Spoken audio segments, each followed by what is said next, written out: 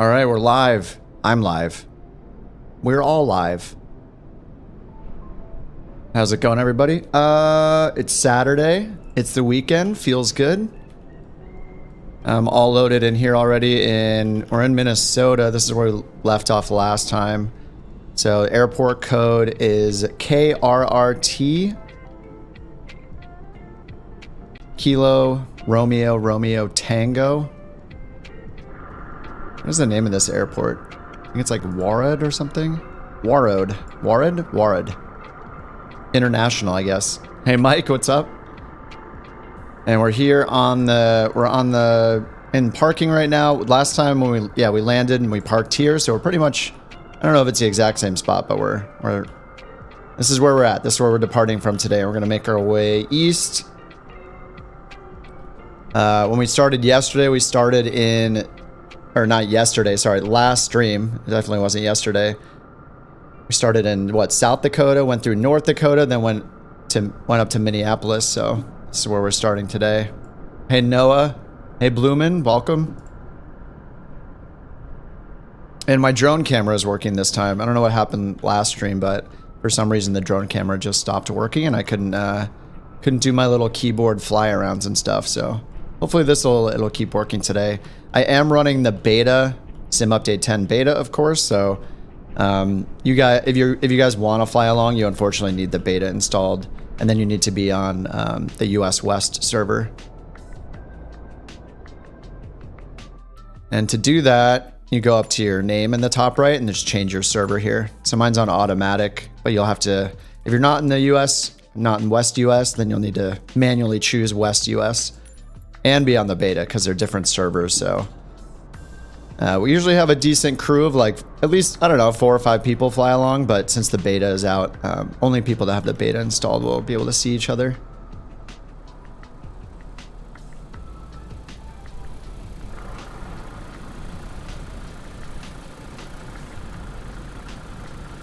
All right, let me switch over to OnAir Company. So this is similar to NeoFly, or mostly similar to NeoFly if you use NeoFly. It's just different. It's more like online stuff. They have virtual airlines. So let's go ahead and find a new trip here. Last time I started with a rescue mission. I'm gonna skip that this time. I'm just gonna do probably two or three, either cargo or passenger missions.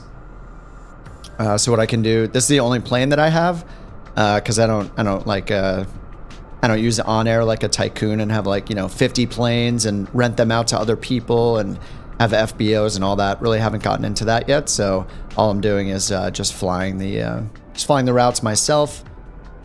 Single player virtual airline mode. And looks like we have we have about a third of our fuel filled up right now. So we'll see what that gets us in terms of distance. And I like to try to keep it under 200 miles because it'll just get pretty boring. You know, the fun manual part is the takeoffs and landings. So try to have a more reasonable flight time. I don't like being up for more than an hour for each leg. So. All right, so here are all the potential routes we can fly. I want to make my way east, so here we are. We're pretty much on the border with Canada right up here. So what's the closest city in Canada? I think it's maybe Toronto is first. It's actually not really showing doesn't show the city names unless I zoom in to a certain distance. And here we're next to whatever the Lake of the Woods is. And then this is the US-Canada border here. So what I want to do is make my way to the east and then go down towards, I think it'd be cool to go down towards like Chicago. So make our way kind of down here around the Great Lakes. So we'll go through Wisconsin and then down to Chicago and then go east from there and then see if transatlantic is possible. I don't think I've ever flown over the Atlantic or the Pacific in Microsoft Flight Sim after using it for like 2 years now. So could be fun, and to do it in the Grand Caravan or the Kodiak would be really fun. All right, so as long as the route is going eastbound, I have it selected for passengers and cargo, and I have it set at a max of 200 miles. Let's do a max of like 150. I don't really want to do any super long en route flights. Bloomin says, have you tried the Turtle Beach Velocity? I haven't, just because I'm on PC. If I had, I know it works for PC and Xbox, right? If I had an Xbox, I would probably use it. Some of the people in Discord seem to like it. The few people in Discord that have gotten it, I think they've mainly said it's good. I think there's some like play or like wobble in some of the controls, if I recall correctly, but overall it seems good. So just from what I've heard, I've never used one myself, so I'm not sure personally. Oh, you got it for PC. I mean, it's a cool all-in-one, right? Like, I love that it has like the throttle quadrant and the yoke all built in, and I'm pretty sure it has triggers, so you don't even have to get rudder pedals yet. So as like an all-in-one solution, it's pretty awesome. Seems pretty nice.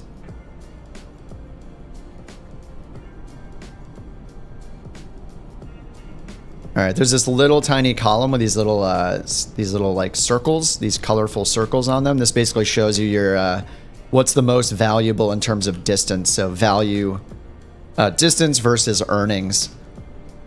And these are going west, so I want to just find one that goes eastbound. And I'd like to stay up near the water if we can, just so it's a little more scenic. But we are going to need to make our way south a little bit to get towards the Great Lakes.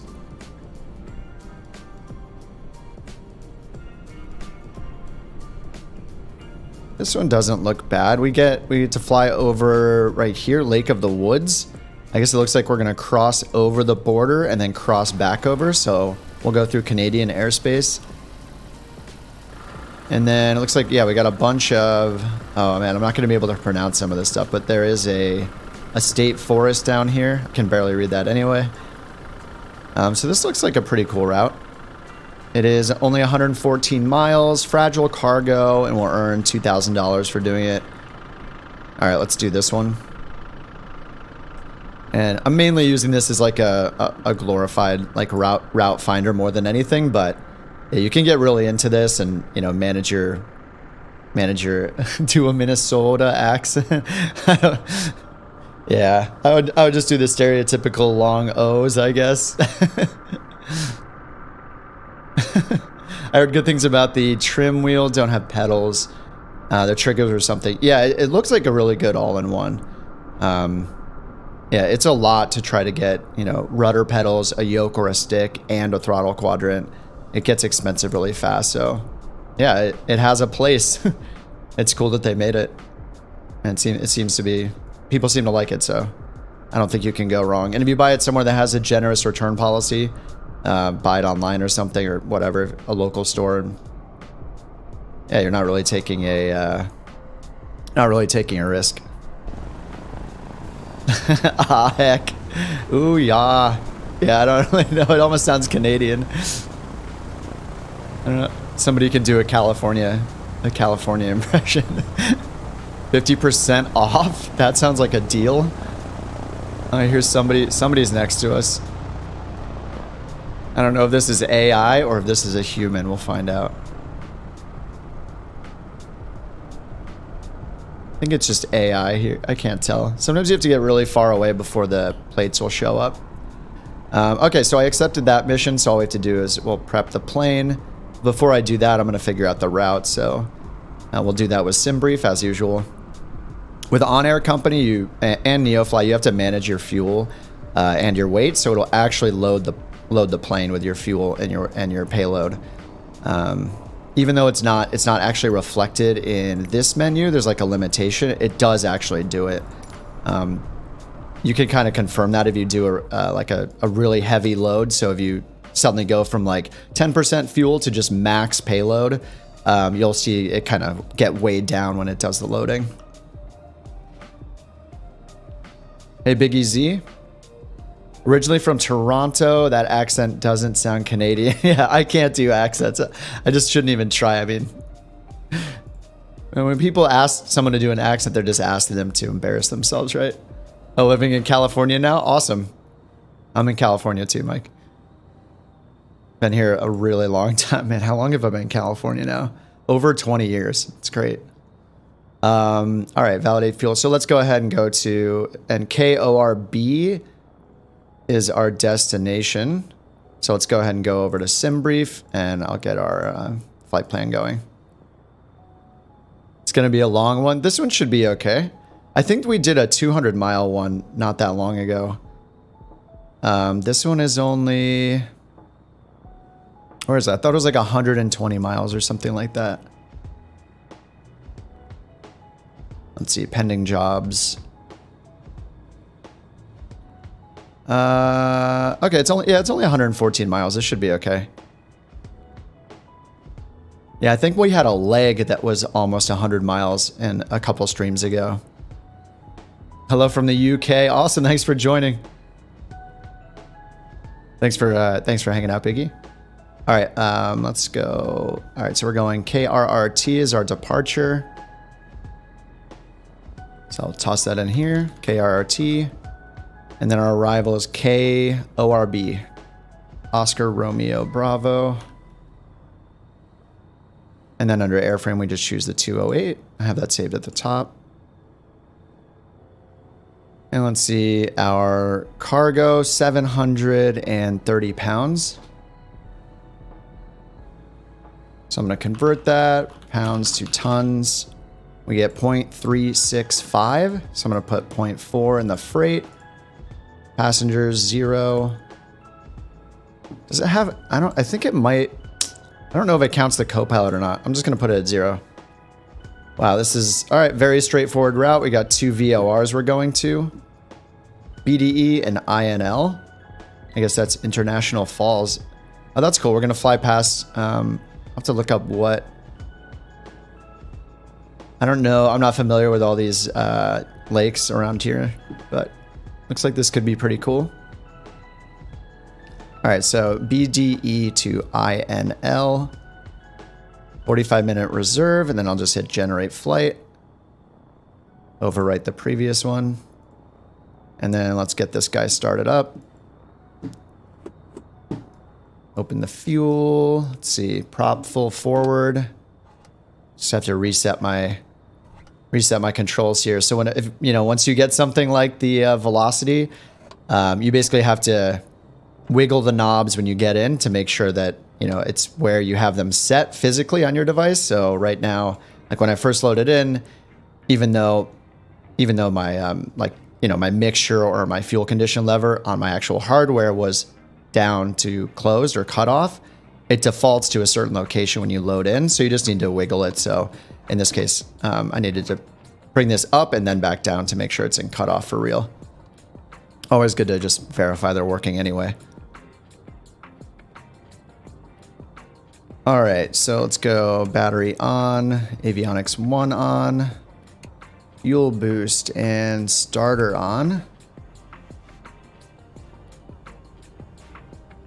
And then introduce fuel. Look, I'm almost doing it manually. After running the checklist so many times, I usually default to running the assisted checklist, but I mean, after a couple of times, especially with a turboprop, like these things are generally so straightforward to get started.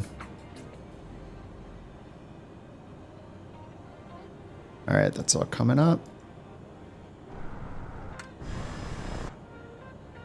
Starter off, fuel boost normal. Oh, whoops, I had it on normal the first time instead of fuel boost on. Whoops. We're still good. Looks like we got a good start.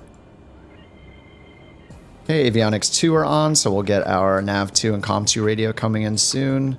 And before I'm just going to switch the CDI, the nav source over to GPS so I don't forget. All right, then let's program this in. Flight plan. Turn the cursor on. And our origin is KRRT.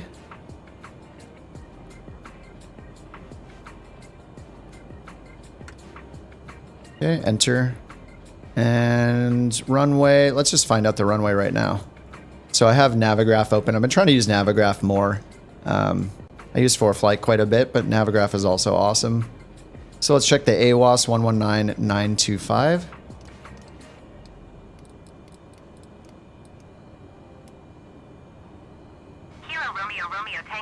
We'll get the altimeter, listen to the wind. Wind 209er at 6. Visibility 10. Sky condition, few clouds at 10,000 feet. Temperature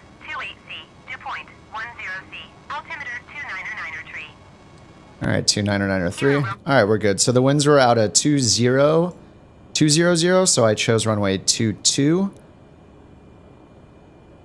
Because that'll be, you know, it's closest. All you do is just match the numbers up. It was 6 knots, so we can also, and this is an untowered airport, so we're not going to, actually, wait, let me check. Are we finally at a towered airport? I forgot. I think this is untowered, yeah. This is another one of those cool approaches where we actually had an ILS approach into this airport, even though it's untowered. So it's kind of interesting to basically just get cleared for the ILS approach by your center controller, and then that's it. They're like, they actually just stopped talking to us after that, which was kind of weird. I think one thing that's going to be really, really cool in the next, I don't know how long it's going to take. Let's call it a year or so. Pretty sure the working title team is going to be working on ATC stuff at some point. Having the level of detail that's been paid to like the G1000 NXI, having that level of attention and detail put into something like ATC is just going to be a game changer. It's going to be awesome. Hey Schwartz, what's up? Hey Tom, flying one of your tutorial routes for RNAV. Oh, cool. Is that the Manchester one? Can this aircraft perform a barrel roll? I don't think, pretty much, I would guess that it is completely restricted for any kind of aerobatics. But you could try it. I'm not going to try it, especially en route, because then I'll be the black screen of death and we'll have to start over. So. But you know, you could do a barrel roll on anything as long as you turn the stress damage off. First month of OnAir, also tried Neofly. I was thinking about trying Sky Park before making my final choice. Yeah, I mean, yeah, Sky Park is a one-time payment. So what's nice about that is if you have the like 20 or 30, I think it's 20 or 30 US dollars, it's a one-time cost. So it's pretty nice. If you can afford it, Sky Park is very casual compared to Neofly and OnAir Company. You don't have to manage owning, at least now, I think they might change this, but you don't have to buy and sell and rent planes. You don't have to manage fuel or load, like payload, none of that. You just like choose a plane and go. And actually for a long time I was using it just because it was so casual. I mean, it's not every time that you want to do like the full on flight planning, and you know, Sky Park's great to just pop it open, put in the route, let the Microsoft Flight Sim world map choose your flight plan for you, like do your route for you, start on the runway and just take off. You know, it's like, it can be that casual, and that's what I like about Sky Park. And the interface is beautiful. It's very, very simple to use. Unlike, you know, OnAir Company and Neofly have so much complexity built into them, so the interface is also pretty complex. Sorry, let me go back to SimBrief. So this got loaded up. Let's look. Our block fuel is 1139. So I'm going to go back here and we're going to make sure we have 1139 or greater pounds of fuel. You guys can barely see this, but in these little tiny numbers in this middle section, it shows all of the stats for the plane you're flying. So 0 fuel weight, my current fuel, the weight of the crew and cargo, all that stuff, and passengers. So here I can verify 0 pounds of passengers. Crew is just the pilot, so it's a standard 190 pounds for each person, I guess. And then, yeah, for fuel, I'm just going to raise that up so we're above 1140. Make sure we have enough, and that includes reserved fuel. As part of that previous screen on SimBrief, you can choose how much reserve fuel you want. So we have 45 minutes of reserve. And I'll just go up to 1,200 pounds of fuel, and then I'll just hit validate. So this will start loading the cargo. This is just, you know, it's a fake delay. You know, you have to wait for the fuel to quote unquote get loaded. But as soon as it starts tracking the flight, it just instantly puts the payload in. Thanks, Tom. How about an idea is using a Honeycomb Bravo on the left side instead of right? Yeah, that's fine.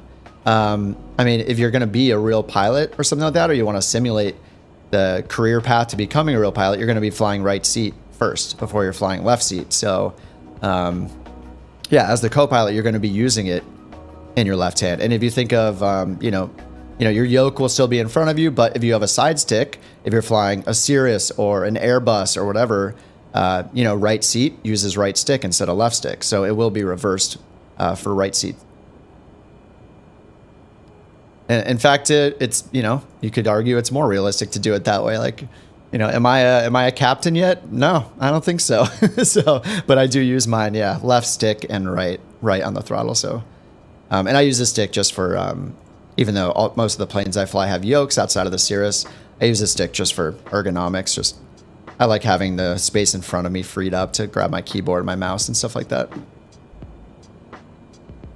All right, so that's loaded. I'm just gonna run real time, so no flight offset. You can choose to have OnAir like set the time of day, so you're not flying at night if you're doing this after work during the week or whatever. Anyway, let's hit fly now. Oh no, I actually have to shut the engine down. Let's shut this down really quickly. I'm gonna pull the prop back and then the cutoff. I'm gonna shut it down because I don't want to. It'll give me penalties if I. Oh, and I forgot my beacon before I turned it on. It'll give me penalties in OnAir if I don't have it cold and dark, basically. I think you can have the avionics on, so it has to be cold. So here I'll hit start tracking. And I don't know, you probably didn't notice it, but as soon as I hit that, there was a little bit of a wobble right here. I could see the plane move a little bit. Okay, I kind of get like a visual indication that, yeah, the weights were changed on the plane as soon as you hit that button. All right, this is tracking now, so I'll get it started back up. Let's go. Prop is full forward. Open these guys back up. And then get the starter going again. Let's do fuel boost on. Starter. Wait for that to start up. I'll just simulate being an instructor. Oh, yeah. I don't have a yoke yet. I'll probably get an alpha. Yeah, the alpha's good. People have been raving about the Thrustmaster Boeing yoke, though. And it's the same price. What is it? Is it $500 for the Boeing package? It has the yoke and a throttle. But people, I think, who did I watch? I've watched a few streamers using it. I think it's Captain Arash has been using one recently. I was watching him on Twitch last week, or maybe it was 2 weeks ago. He says it's incredible. The downside to the Alpha is really how much pressure you need to push it in and out, because it's, you know, mounted like, it's flat, basically, like you push it directly in and out, whereas the Boeing one is mounted so it's pointing up, like the column is holding the yoke up in the air instead of holding it forward towards you. So anyway, I would check it out. I think it's going to end up being more expensive. Yeah, it does look big. I haven't taken the measurements, but yeah, it's definitely it's mounted so it's up higher.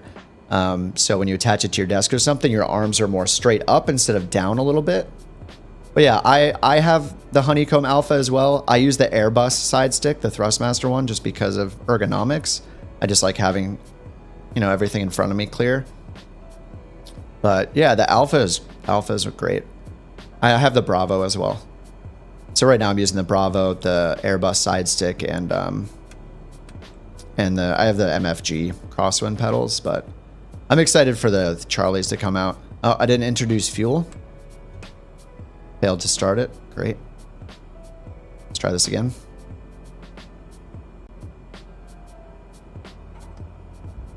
Does the stick work as a left-handed stick? Yeah, that's actually one of the reasons I got it, Mike, is because it's ergonomic. You can actually swap out the thumb buttons to make it left or right-handed.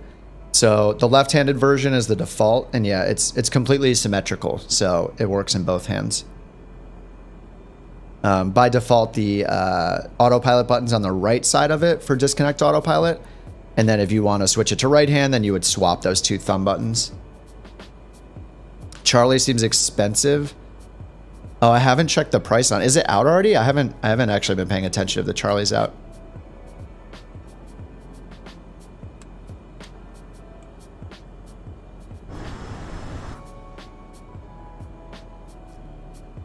Mike, one thing about the Airbus side stick though, and I think other people have had this problem, the Z axis, so the twisting axis, basically crapped out after a month or two for me. So there is a little switch you can toggle to make it so you cannot turn it left and right, like twist it left and right. But it seems to be a common problem that the axis messes up. There's something about like the cheap components for that particular axis that fail after a short amount of time.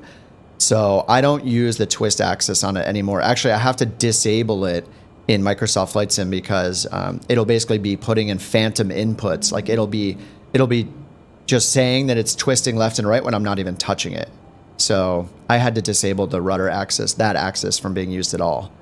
But the other two axes are great. Yeah, it's been solid besides that.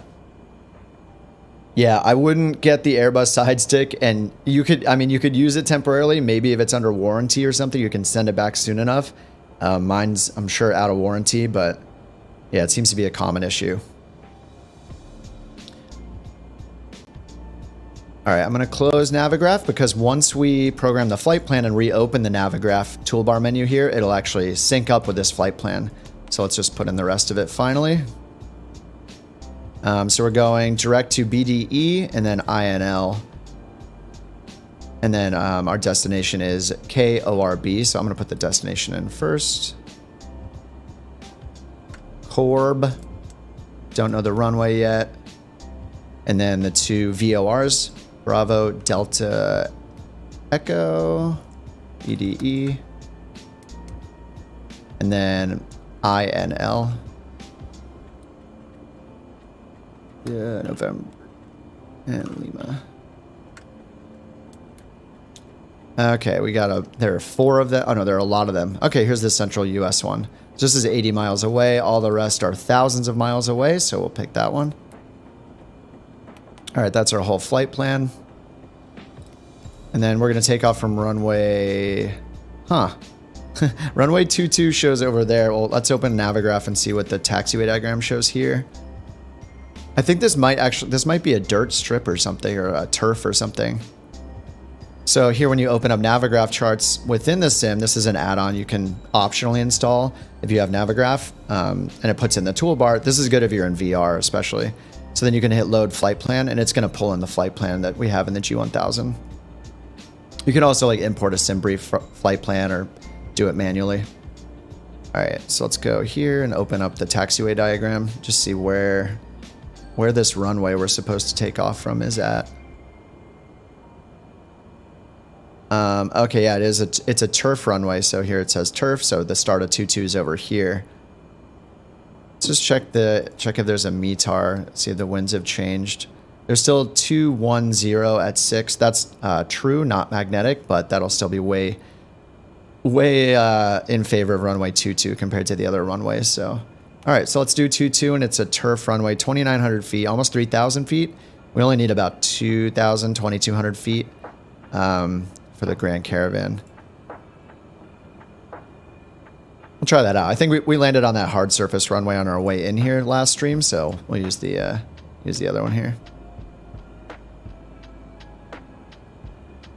If you fly GA more than airliners, recommend the T1600. Yeah, exactly. Yeah, it is. The TCA Airbus side stick is like exactly the same as the 1600, or I think 16,000 maybe. But yeah, I would look at both, and I think it's ergonomic as well. It's pretty much the same exact thing.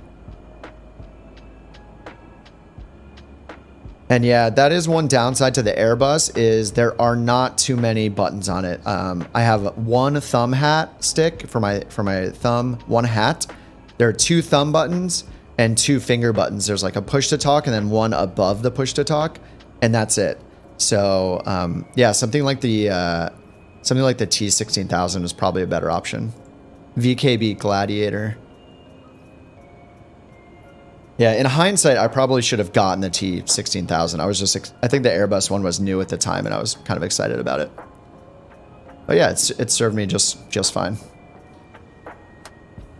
All right, all that's on. Let's turn our taxi light on, and this is untowered, so yeah, we just have traffic. We're going to announce our taxi over to 22. Oh, it says 13. Traffic Cessna November. Why is it picking 13? Taxiing to runway 13. Let's make sure that there is a turf runway here. Yeah, I can see the start of the turf runway right there. So we're going to use that. So it's just picking 13. I'm not sure why. It might not pick turf runways to take off from. Maybe it favors hard surface runways when you do the ATC when ATC like just basically picks it for you in your ATC communications. All right, taxi is on. Let's turn our strobe on, parking brake off, and let's get going. I already have tracking turned on. Unlike using Sky Park, I actually remember to turn the tracking on for OnAir Company. Every time I've done a Sky Park stream, I just like forget. I just always forget to start the flight. I don't even load my cargo. You know, one thing I'll say about like NeoFly and even Sky Park is they have a lot of custom sounds, which are really cool. Like they make the sounds of like the passengers getting on, or like I think in NeoFly there's even like in-flight events. There's a lot of cool randomization stuff you can turn on, like in-flight emergencies and stuff like that. OnAir doesn't have as much of that. NeoFly really is kind of leading the way on that stuff. But OnAir Company does... I'm going to put my flaps down to takeoff position before I forget. OnAir is adding some of that. They added like a random failures thing where you can have minor failures. So like an instrument will go out or something like that. Nothing catastrophic. But they also, I think they also have more major failures you can turn on as well. But NeoFly, yeah, NeoFly is amazing. I primarily stick to OnAir just because it backs all my stuff up in the internet clouds.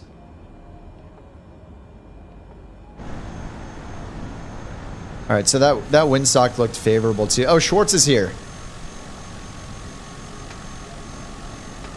The windsock, yeah, is pointing towards 2-2, so I always think of the windsock as like a big, just a finger pointing at which runway to use. So it's like, go over there, use that runway.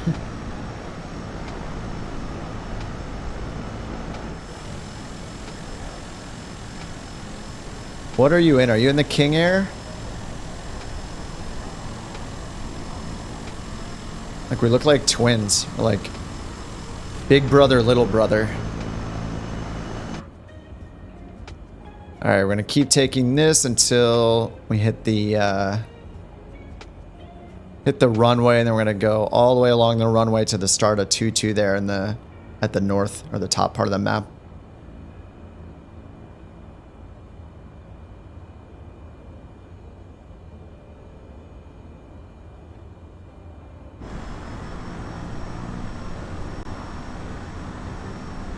Clear skies. I think we had some clouds in the last stream on our way in here.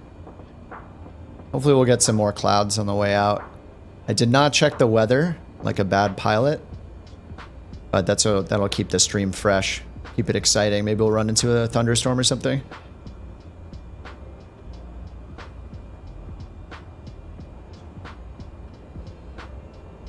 All right, so here comes the turf runway 4/22. We're going to turn right on this and go to the start of 2-2 over here on the northeast side.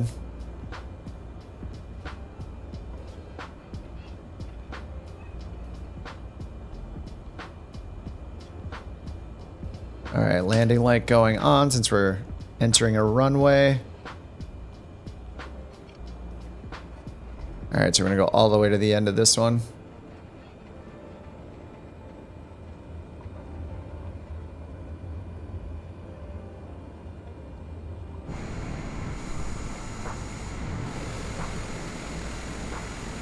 Looks like the winds have died down a bit. That windsock's barely moving. It's probably like 4 knots or so. I think each one of the markers on the windsock is 3 knots, I think.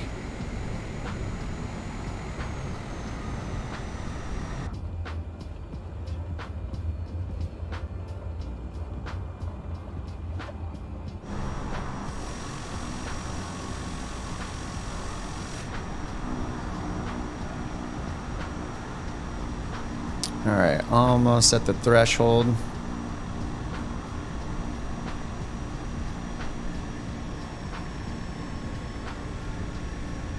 Oh, there was an update for FS birds. I see some birds over there out of the trees. You can see them right over here. There was an update, I think a couple days ago, but I haven't installed it yet. I'm not sure. Maybe they added some more variety of species or something like that.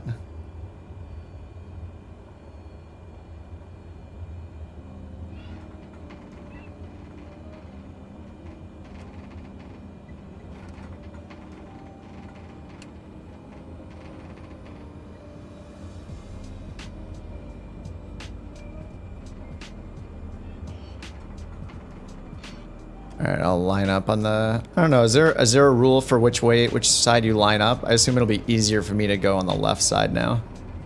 We want to take off at the same time.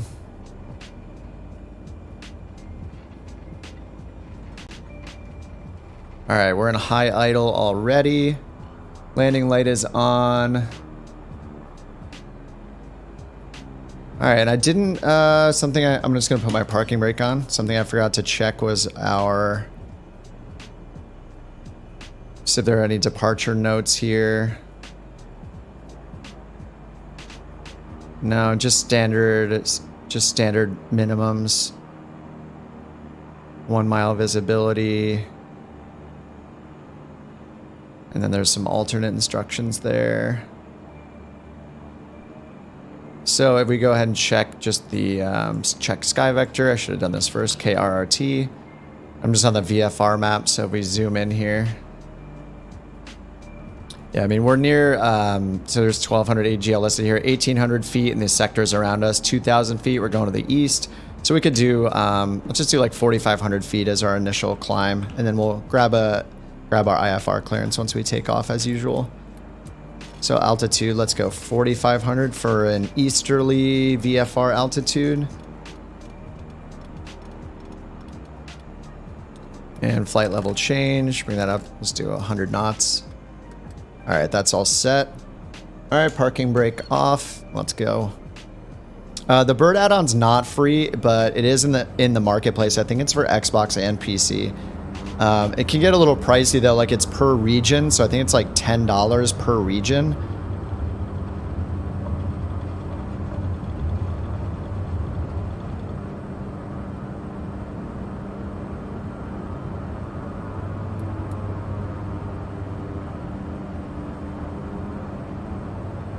I got quite a bit of a crosswind here.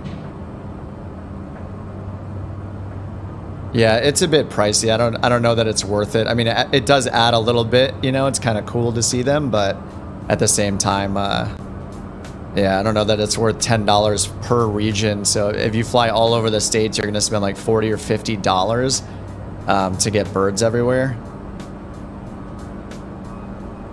It would be cool if they did a package deal. I mean, maybe that might be a thing already. Maybe there is a package deal somewhere, like in Sim Market or something like that, so maybe there could be a sale. All right, we're gonna do our turnaround here.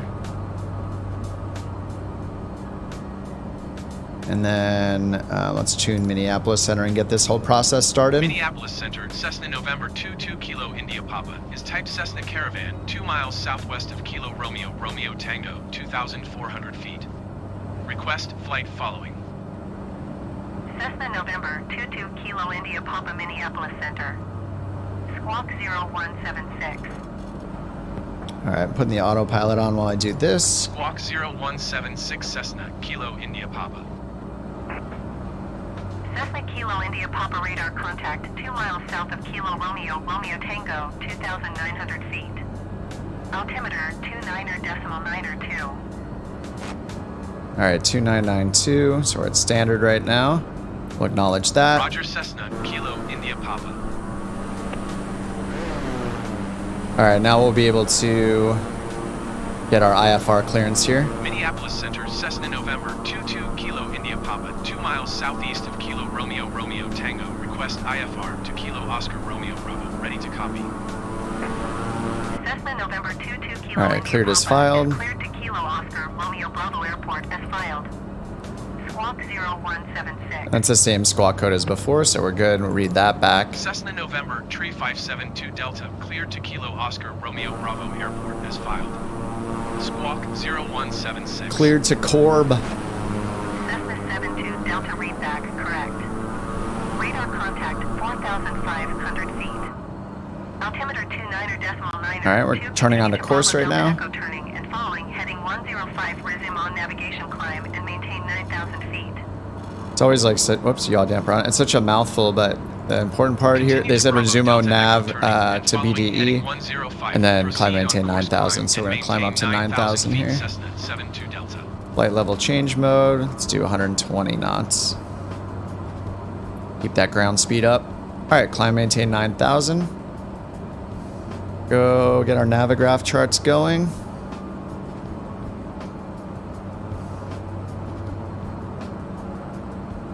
We got Schwartz wing manning. How are the liveries so similar? It's just because they are both stock planes, so they're both the Asobo planes, and a lot of them have some of the same liveries. So yeah, this is it Global Express?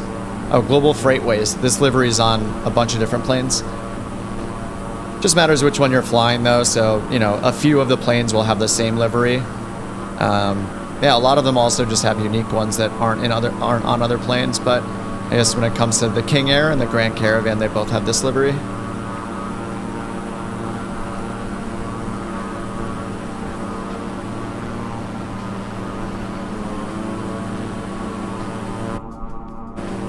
All right, so we're on our way to our first waypoint, Bravo Delta Echo. So 26 miles to this VOR, and then 48 miles to the next. And then from there, we have 40 more miles to get down to KORB. So let's, I have NextRad turned on, and I'm not seeing anything at all, so we could also use our weather radar in the 208. I know there was some people hit me up online saying, you know, they tried some of the other planes that I listed in the video about Sim Update 10, and they couldn't get the weather radar. So yeah, that was my mistake for not saying some of them have weather radar and altimeter. Some of them only have the radio altimeter. I'm not sure. I think the Kodiak has both. But as far as the stock planes, I guess maybe the Bonanza in particular and the DA62 don't have the radio. I think they don't have the radar altimeter, but they do have the weather. I'd have to go through and check again, but yeah, there's just a combination. Some of them have one, some of them have fly through, but at least the lakes are really cool. And there'll be more along the, once we turn south, we're going to be passing by a bunch more small, like little like finger lakes, or I don't know what you would call them exactly, but it looks pretty cool just from the terrain map.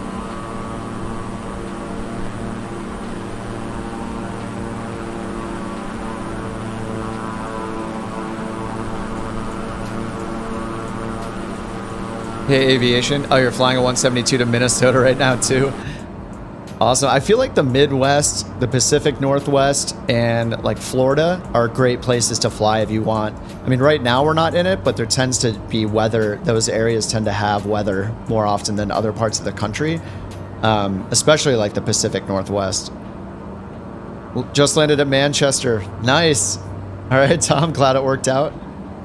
Yeah, dude, LPV approaches are amazing. I mean, it's like an ILS, but even easier. You don't have to worry about the localizer frequency. It's just all straight GPS or WAS. It's pretty awesome. Oh, you're an X-plane? That's all good. Yeah, I mean, what's cool, another reason why OnAir Company is cool is because it's for X-plane, Microsoft Flight Sim, and Prepared. So that's another thing that's cool, I think, just for me thinking long-term about simming. Am I always going to be flying Microsoft Flight Simulator? Who knows? You know, X-Plane 12 is, I don't know when it's coming out exactly, but I don't know if we're getting close or not. I'll probably try it out.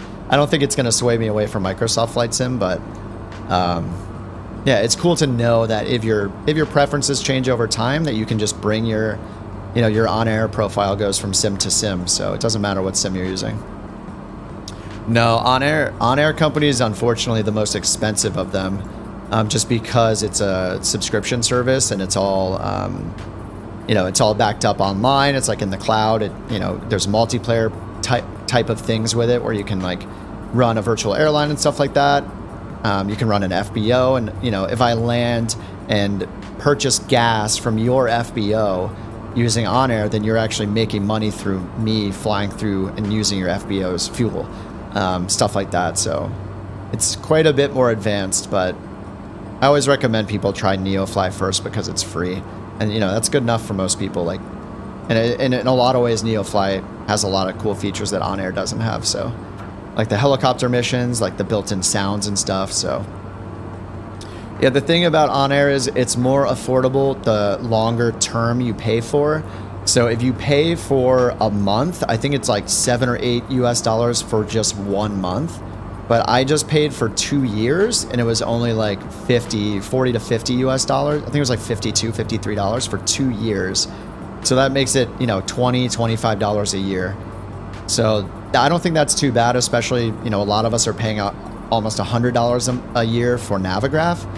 So it's cheaper than something like that. But if you do like it and you want to use OnAir, I would recommend buying, 1 year or 2 years in advance, because it really makes the monthly cost significantly cheaper, the monthly equivalent. NeoFly is only for Microsoft Flight Simulator, and same with Skypark. But OnAir Company is for multiple sims. Flight level 190, descending 10,000 feet. Silverhawk 816 Minneapolis. And I'm not sponsored by OnAir or anything like that, or whatever, or anything for that matter. So yeah, these are all things I pay for, and I personally like OnAir a lot. But I did try the NeoFly beta. They have the new beta because they have like new user interface, like the interface is being updated, and I have a lot of fun doing NeoFly. If I was flying helicopters, I would 100% use NeoFly. They have really fun missions, like the rescue missions, the search and rescue. Search and rescue is really cool in NeoFly. You like fly through like forested, forest areas, or like desert areas, and you're trying to locate survivors, and there's a little beacon that's beeping to let you know if you're close enough to them or not. You have to like figure out where they are and hover there.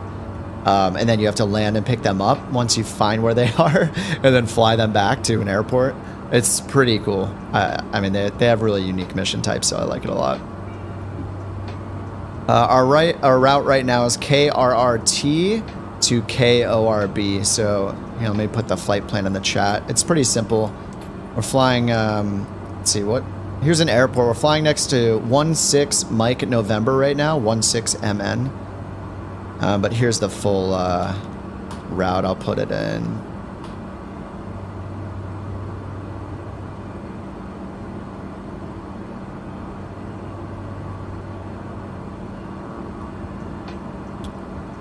Yeah, it looks like if you want to find a nearby airport to take off and intercept us, this is the closest one right now. If I bring up the VFR map, we can, that was funny.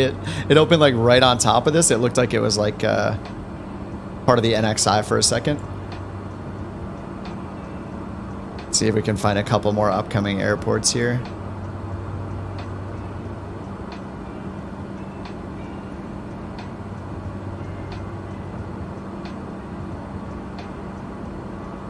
Actually hard to find the airports. I think there's maybe some zooming bugs where it's not showing things out. Like right here, there's another airport right north of us, but it's not showing it on the VFR map. Oh, they're giving us our approach. Vectors visual 13. All right, visual 13. They said vectors, but because I don't trust Microsoft Flight Sim ATC to vector us, I always pick straight, just so we get a couple extra waypoints here. So let's acknowledge that. I just pressed 1 on my keyboard to acknowledge it. And I'm just going to load it in. Alright, so we're going to expect the visual for 13. And we scroll down and check the METAR. Alright, winds are 190. So we're going to have a little bit of a crosswind there. Actually, quite a bit of a crosswind, and this is, it's going to vary a little bit because that's in true heading, not magnetic. But I will check the ATIS once we're on the way. Actually, I can just load up the ATIS now in our COM2 radio. All right, we're making our left turn here, so we're just passing over our first waypoint, BDE. Now we're going to India, November, Lima. That's another VOR we're going to go towards. We just had 2 VORs, and then the destination. What stick? It's the Thrustmaster Airbus TCA side stick, the Airbus side stick. But somebody else, I forget who said it, sorry, but in chat, there's a similar one by Thrustmaster that was released before the Airbus kind of styled one that has more buttons. It's called like the T16000. I would look at that because, yeah, it will have more buttons. The Airbus is pretty limited on how many buttons there are. I would prefer to have the T16000 at this point, but I just happen to buy the Airbus. But it is the same stick, it's just got more controls.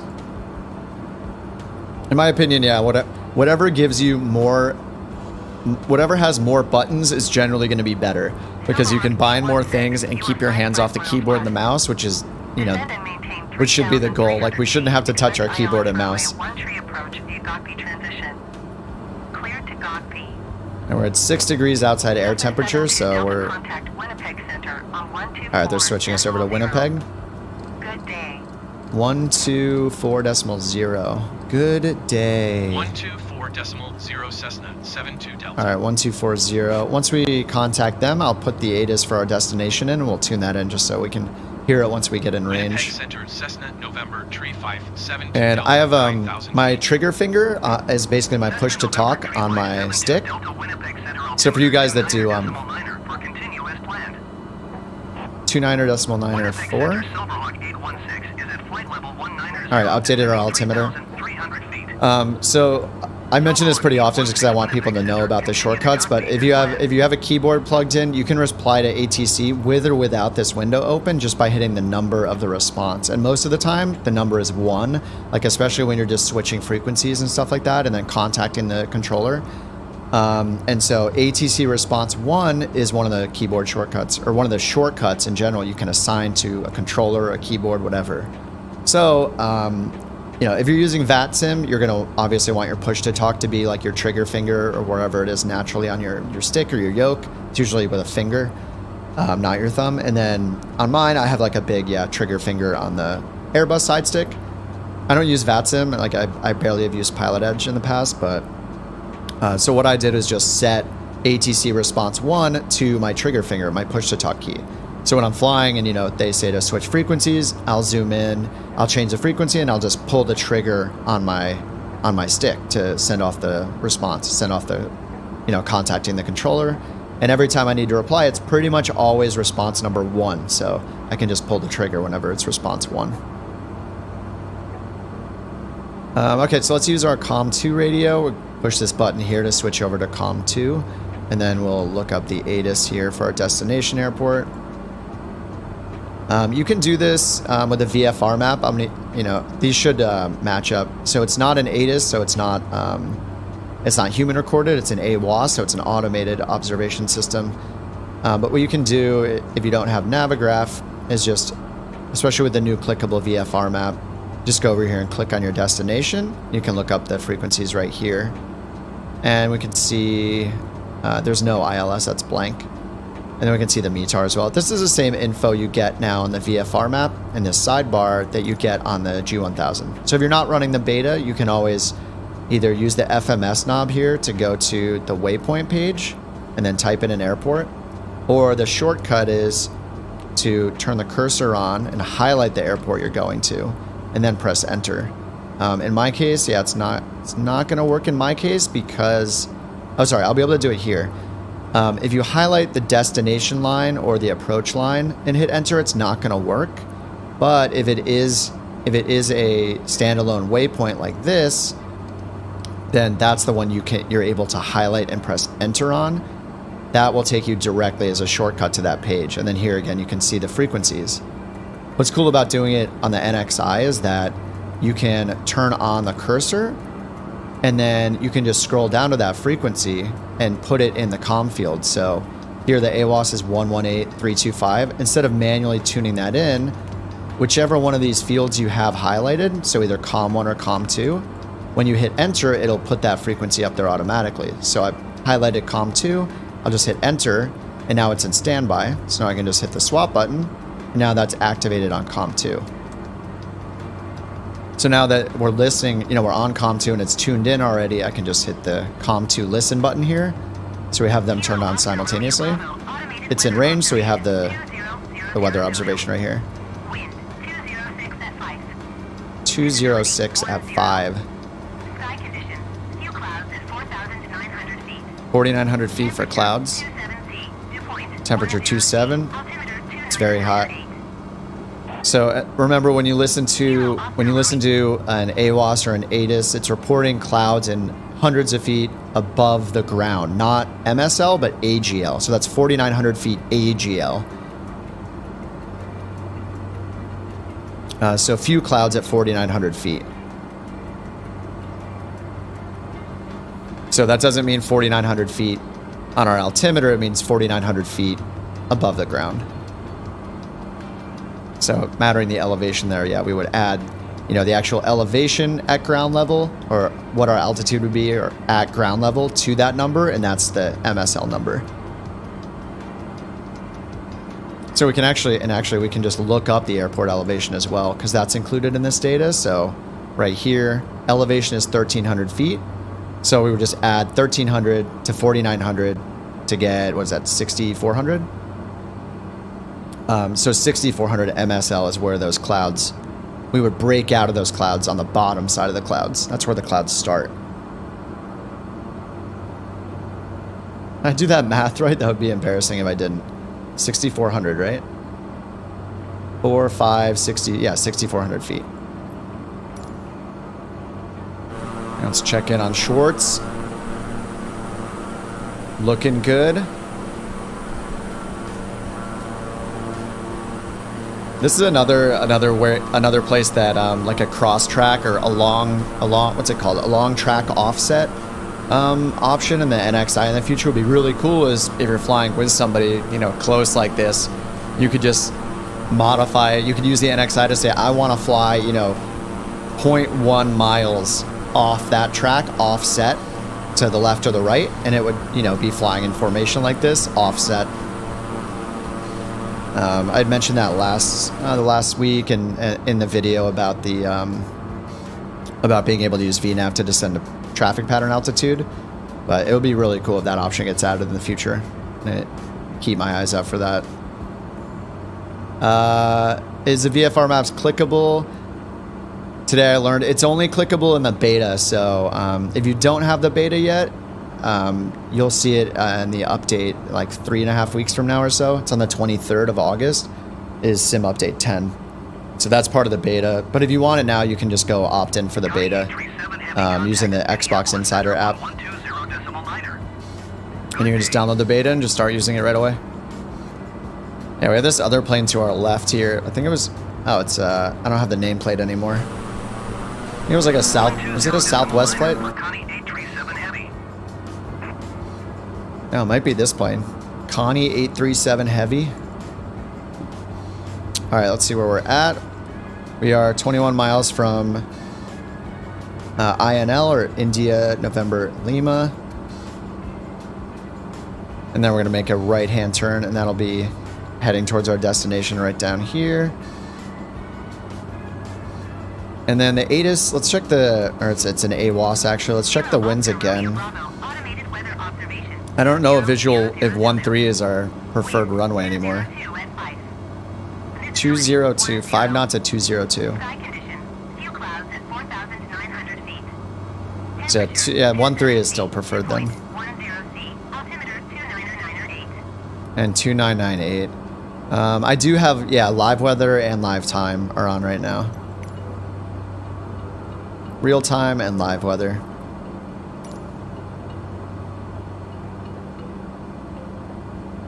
Yeah, let's see. It's 1:30 in the afternoon in California, so Minnesota's on Central Time, I think. So it'd be like 3:30 p.m. here. Actually, we crossed the border into Canada, I believe. So we're in Winnipeg time or something like that right now.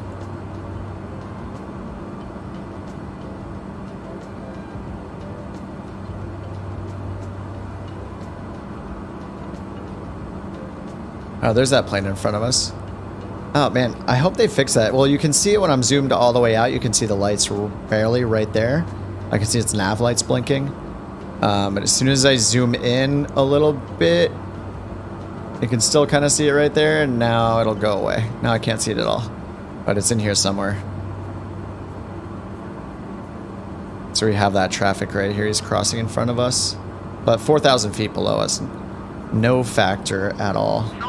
16 contact, Minneapolis Center on Out of curiosity, let's see what other procedures there are here. So we have the visual approach dialed in. Okay, they have an RNAV. They have an LP+V approach for 1-3. Kind of just want to use that. So it's not an LPV, it's an LP+V. So LP stands for localizer performance. So that's basically the equivalent of a localizer approach, right? Half of an ILS. So that would give us lateral guidance. Precise lateral guidance. That's actually a WAS approach type is LP. And then the plus V, instead of just V, LPV is like an ILS. Plus V means like, it's basically like a synthesized, like a advisory vertical guidance that the G1000 figures out on its own. So it's just advisory. It doesn't guarantee any kind of obstruction clearance or anything like that. So we're still responsible for the descent, but we would have the we'd have the ability to line up precisely with the runway because of the LP part, localizer performance. I actually don't know that I've flown an LP at all, so I think we should do that. Can we? Yeah, we can select another approach.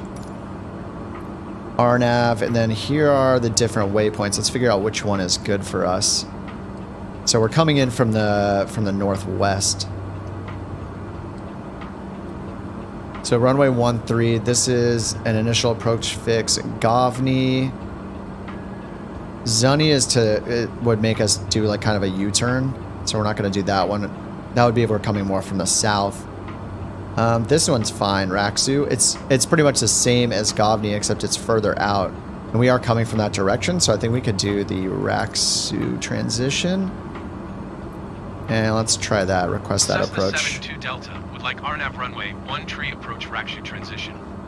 RNAV 13. Cessna 72 Delta, you are 47 miles northwest. Okay, cool. Maintain present heading and altitude. Expect RNAV runway 13 approach via Raksu transition. 13. Cleared to Raksu. Cleared to Raksu. So they want us to go immediately to Raksu. So I'm going to hit activate right now. And that'll turn us to the right because we're going to go direct to that waypoint. And they want us to descend to 3,000 feet already. Our top of descent that's calculated by the NXI isn't for almost 5 minutes, but so it's up to us if we want to ignore in-game ATC or not and use VNAV. If we use VNAV direct to start the descent now with VNAV, it'll be shallow descent, and they'll keep yelling at us to do it faster. So to avoid all that stuff, we're just going to do a standard rated descent down to 3,000. Alright, we're going to acknowledge that handoff. For Cessna 72 Delta. Alright, there's 3,000 feet. We're going to go vertical speed. Go at 800 feet a minute. And then pull back on our throttle a little bit to just anticipate speeding up. Alright, now our next is Minneapolis Center. So let's tune that in ourselves. 120.9. Oops, that's COM 2. Go to COM 1. 120.9er. There we go. Swap it. Pull my trigger finger. Minneapolis Center, Cessna, November, 3572 Delta, is at 8,700 feet, descending 3,000 feet. See if Schwartz is still with us. He is. 2996. Let's update that. 2996 right here on the altimeter. And I haven't been updating my standby instruments. I should be doing that. Oh wait, is that synced? Is that new? Oh, it's synchronized. Oh, how about that? I didn't know it did that now. Oh, that's really cool. So even if you use the baro knob up here, the NXI baro knob is synchronizing this altimeter down here. I would have expected to still need to do them separately, but yeah, cool.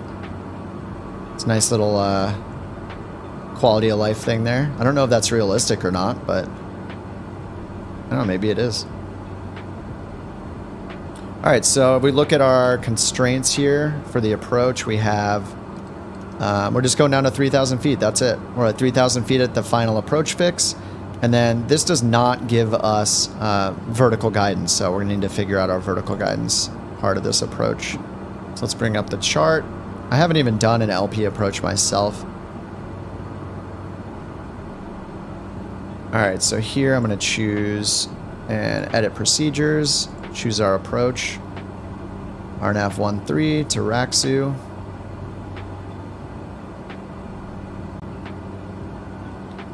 Okay, that's good. So we can see we're going direct to Raxi, which is right down here.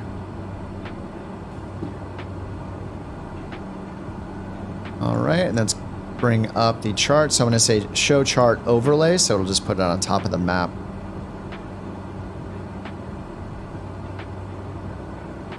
All right, so this is a WAS required approach because LP or localizer performance is a WAS approach, not just plain old GPS, but basically upgraded GPS.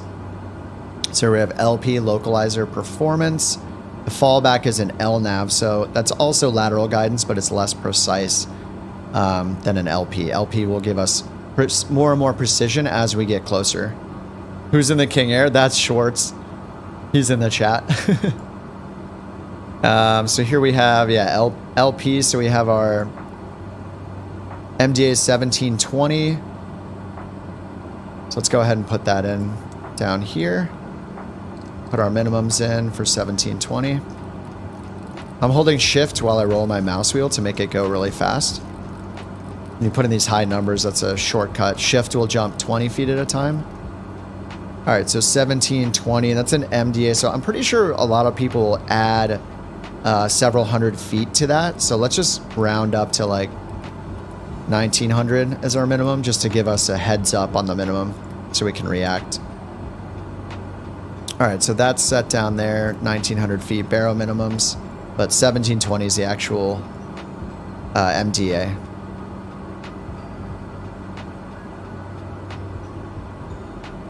All right, and then let's look at the route. I mean, we're pretty much just going straight in. We're pretty much already on the final approach course, so we're just going to keep going this direction. Our heading is not going to change much. Yeah, our current track is 142. Final approach course is 136. There's the AWAS. We already have that tuned into COM 2. Minneapolis Center is what we're on right now. And then this is an untowered airport, so we have a Unicom frequency. So like we have a CTAF frequency there, 122. I'd put that in on standby, 122.8. All right, so that's on standby for COM 1. Pull back on my throttle a bit more. This is, if you get into that overspeed area, it'll just end the flight when you have the damage turned on. So you need to be a little paranoid to just not get anywhere near that. All right, our descent is still going. We're aiming for 3,000 feet. So we're at 5,300 now. All right. It says RNP approach. That's not for us. Missed approach climbed at 3,600 feet. So if we need to go missed, we'll need to remember to climb straight ahead 3,600 feet. And then after that, we go direct to this RNAV waypoint, JOPEP. All right. It's a 3-degree angle of descent down to the runway once we pass Oahu. And then what's really nice about the Jeppesen charts here is it shows your feet per minute in descent here automatically for you. So it shows a table of your ground speed. So what our ground speed will be on the approach. So for us, we'll probably be around, I'd say, probably be around more like 90. If it's between, so if we're at 80, for the Grand Caravan, it's between like 70 and 90s normally our approach. So if it's 80, we need to interpolate between these two. So 370 to 470, we would add a 53 to catch up to that. So half of what's in between, half of the value between them. So we would just add 53 to this number and get 37, 425. So that'd be 425 feet per minute to get a 3-degree angle of descent down to the runway. So that's one thing that Jeppesen charts give you that's really convenient, is when you need to calculate your rate of descent for handling your descent yourself. It's just really handy that it gives this to you. Otherwise, you have to figure it out yourself. So yeah, that's good then. So I mean, generally, I think the general rule people follow though is 5 times your ground speed. So you can see that holds true here. Like here's 100 knots gives us 531 feet per minute for our descent for 3 degrees. So if you just take your ground speed times 5, that's a general rule of thumb for a 3-degree angle of descent. All right, so we got everything figured out here. This will give us Yeah, we'll get horizontal guidance to the runway already, and we know we need to descend at about 400 to 500 feet per minute once we hit the Oahu waypoint to have a 3-degree angle of descent down to the runway. And then our missed approach, or sorry, our minimums are 1720. I just added to that. I made it like 1900. Let's just do 1820 then, just so I know it's a straight 100 extra feet. And that's just because the when it's an MDA instead of like a DA or a DH if it's AGL. Anyway, if it's a MDA instead of a DA, it's an absolute minimum, whereas a DA is like, okay, now is the time when you decide. That's my understanding, that an MDA is more strict. All right, so we have GPS. It's still on terminal. This will change to show LP+V. Now that 4 to 500 feet per minute descent, the +V part of the approach is actually going to do that for us. So we'll be able to, it's going to basically, where it shows TOD here, actually it'll be at Oahu that we start our descent, but it's going to give us a calculated rate of descent, and we'll be able to use, basically a fake glide path to do the descent. So I could use vertical speed mode with the autopilot if I wanted to and dial in 4 to 500 feet per minute. And I would need to change that here and there, you know, to keep the descent, because it will be a little lower, a little higher. We can't dial in a precise like 430 or 455 feet per minute or whatever. Or 425, I think it was. But the Garmin can do that with its advisory VNAV, advisory glide path, basically. So we'll try that out and see how accurate it is. All right, so I'm just going to hit approach mode now. You can see here it's got glide path in standby. So once we get a little closer, it'll have that kind of synthesized or faked glide path ready for us. All right, our flaps are up. What's going on with ATC? It's just nothing's happening right now. 2996 was our last altimeter reading, so that's still here. We're just holding at 3,000 feet because they told us to descend and maintain 3,000. Trying to get my speed back up here. Since we leveled off at 3,000, I have to get my speed going back. Here you can already see the kind of synthesized glide slope. So this is the advisory glide slope. This is not provided by the approach system. So an ILS, you know, with a glide path, it's actually giving you a real glide path. And the same goes for an LP+V approach. It's actually through the WAS system, it's giving you an actual glide path. This glide path here has nothing to do with WAS or with any kind of navigation aids. This is strictly just calculated by the Garmin itself to give you an advisory glide path down. But, you know, in the sim, it's, oh, we'll see. We'll see how accurate it's going to be. You can see the runway right out there. So we're going to cross over this water here. This is cool. A cool approach.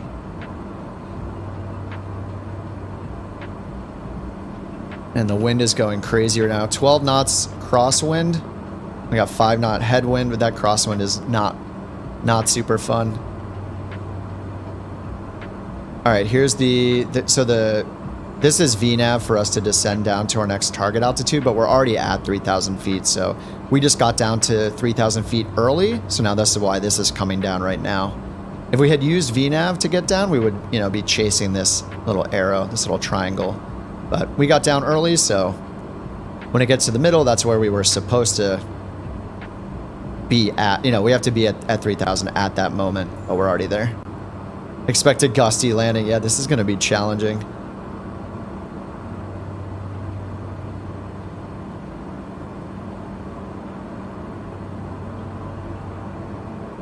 All right, autopilot's doing all the work still right now.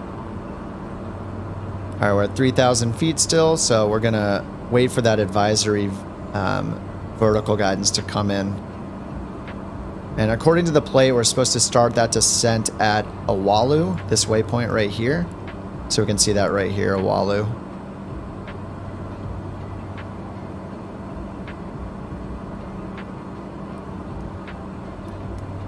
And we haven't heard from ATC at all yet. Usually, it's been a little hit or miss lately. I think usually they ask you to make sure you have the airport in sight. they'll like clear, they're like, I mean, they don't give you a clear to land because this is untowered, but we could just potentially switch over. Let me see if we switch over now to that CTAF frequency. No, it's not in range yet, not usable yet. Switch back to Minneapolis Center.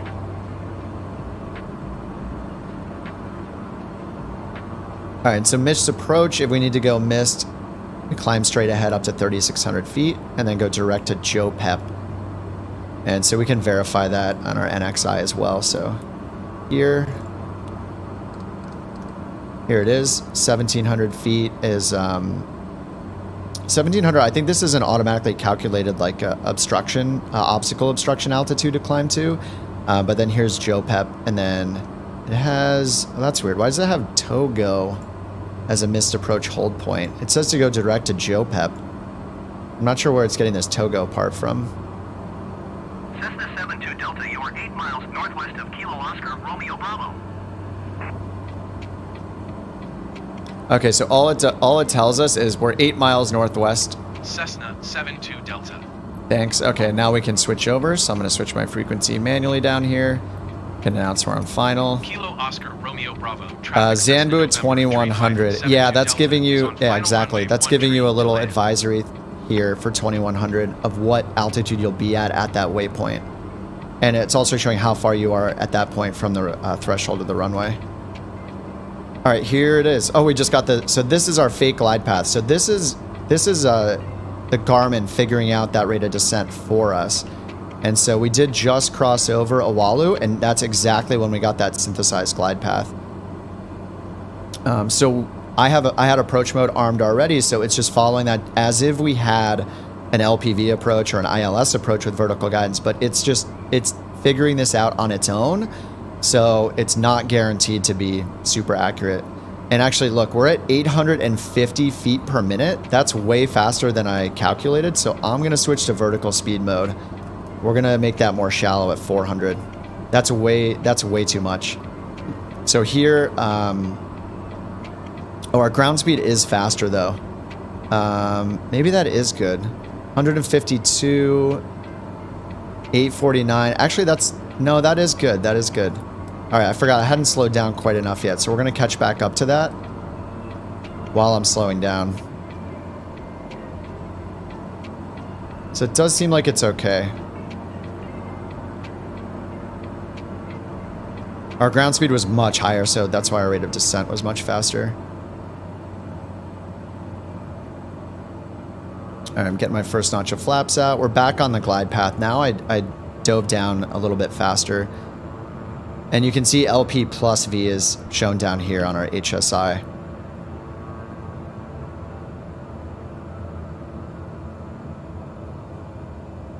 All right, the King Air is going in a lot faster than us. Oh, I missed it. I guess okay, Gustav. Yeah, I must have missed where it's showing that. I'm used to the, I'll just land. I'm used to the FAA charts where it shows it, the missed approach hold point right after it. So this glide path is working out pretty good. I see 2 whites on the Pappies there on the right side.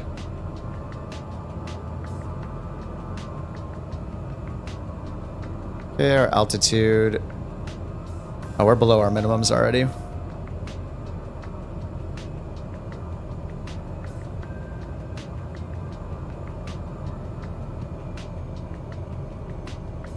I'm a little bit high, unless it might be showing the Pappies for him too, since we're just landing right with each other.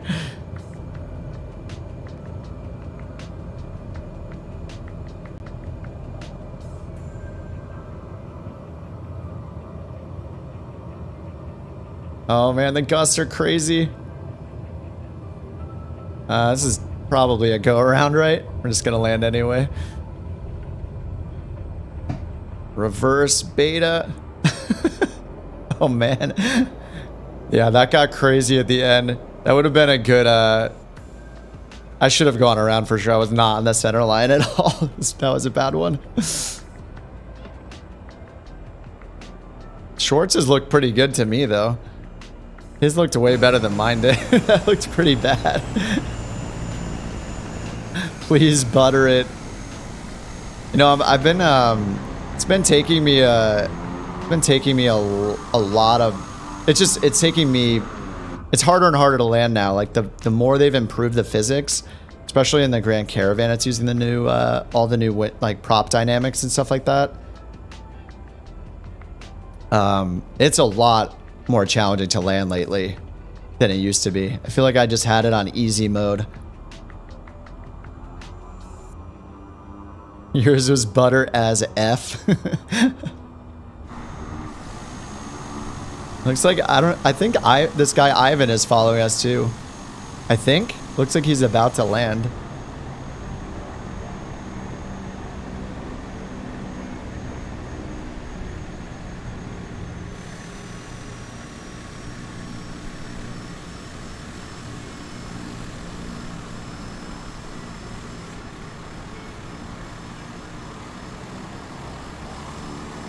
Oh no, I'm missing it.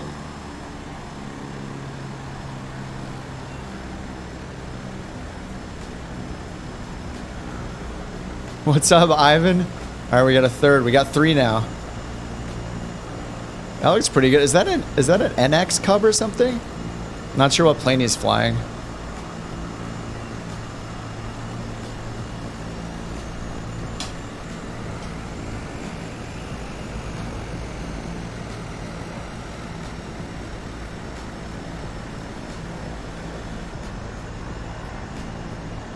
All right, we'll wait for him to come down. Would you like to try the analog version? Yeah, no, the analog, if you're talking about the 530, 430, I mean, in the Grand Caravan, the only option is the G1000. But I love the 530 and the 430. The first ones I used were the 530 and 430, actually.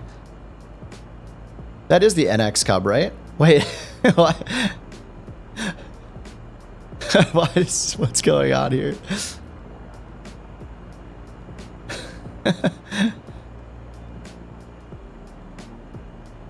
It's so weird. It looks like it's the NX Cub, which is not the tail dragger. Though just the way it looks, I mean, it looks like the regular Cub, but the NX Cub is not a tail dragger. It's it's a tricycle. I'm not sure why it looks that way. Black Square launched an analog version of the Caravan. Oh, that's right. Yeah, that's true. They did. Yeah, I'm just kind of still like showing off the NXI, but yeah, I do want to try that out. I'm just more excited about using the NXI just because it's so polished at this point. But I do want to get back into the 530, 430. Like when the working title team, they're showing some progress in the 530 and 430. So I'm really excited about them to release that. I'm going to, I've been on the NXI for like a year basically because of their development of it. But as soon as the 530 and 430 comes out, I'm just going to be all over that the same way and making all the update videos just like I did for the G1000 NXI. So yeah. It's only a matter of time before I'm just only using the 530 and 430. All right, let's check OnAir tracking page. I just need to shut down the engine. It's okay, they closed the airport, the airfield for us. This is fine. Just shut down right here. No problem. All right, flight has been monitored. Landing rate is it's rated as smooth, but I was way off center line. Oh, that's Ivan on the Cub. Awesome. Yeah, are you in the Cub? Are you in the regular Cub or are you in the NX Cub? Because the NX Cub came out, I forget which update it came out with when they introduced the NX Cub, but it's it's a tricycle gear instead of the tail dragger. He's a cutie. I only use the G1000. G1000 is great. Yeah, it's really, really good. I mean, so I'm really excited for the 530 and 430. Like, I'll probably be flying the Piper Warrior a lot, but it's really cool. Oh, it is the NX. Okay, yeah. So that's why it's funny that it looks this way on my screen, though. It looks like the tail wheel doesn't touch at all. It's just like it's up for some reason instead of flat down on the ground. I mean, it's basically using the regular Cub model, but acting like it's a tricycle gear, not a tail dragger. But this is the tail dragger model. It just looks really funny. Just floating.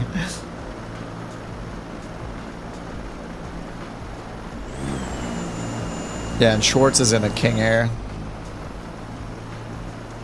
I mean, at least on my end, it's showing the King Air. I'm not sure if you're actually flying the King Air on your end or not.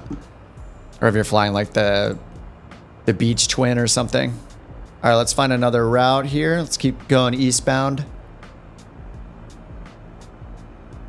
Find jobs. Any news on improving the G3000? They're also working on a new G3000. If you go on the working title Discord and just look at there's a channel called Progress. They have a bunch of stuff posted there, like videos and screenshots of G3000 stuff and some of the 530, 430 stuff as well.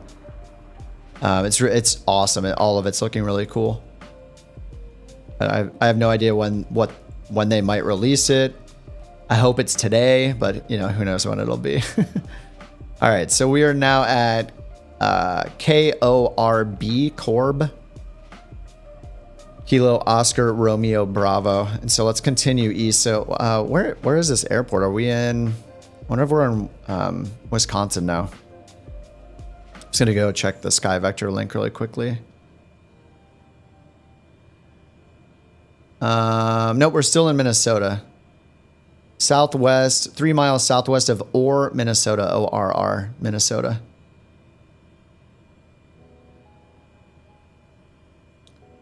Is that what the King Air uses? The King Air, no, the King Air uses the G3X Touch, actually.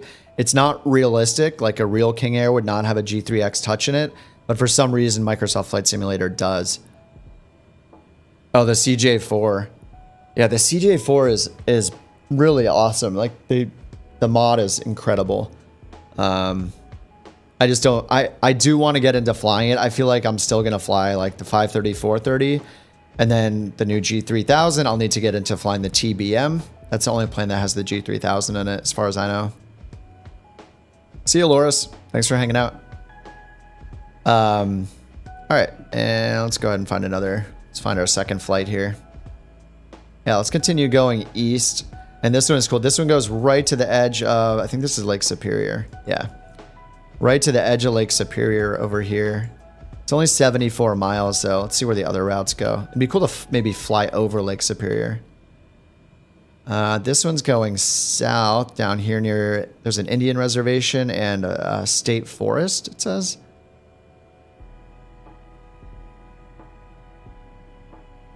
St. Louis Bay. This whole area could be pretty cool too. Maybe that one. Some of these are multi-leg trips too. Oh, the Honda Jet has the G3000. I have not tried the Honda Jet at all.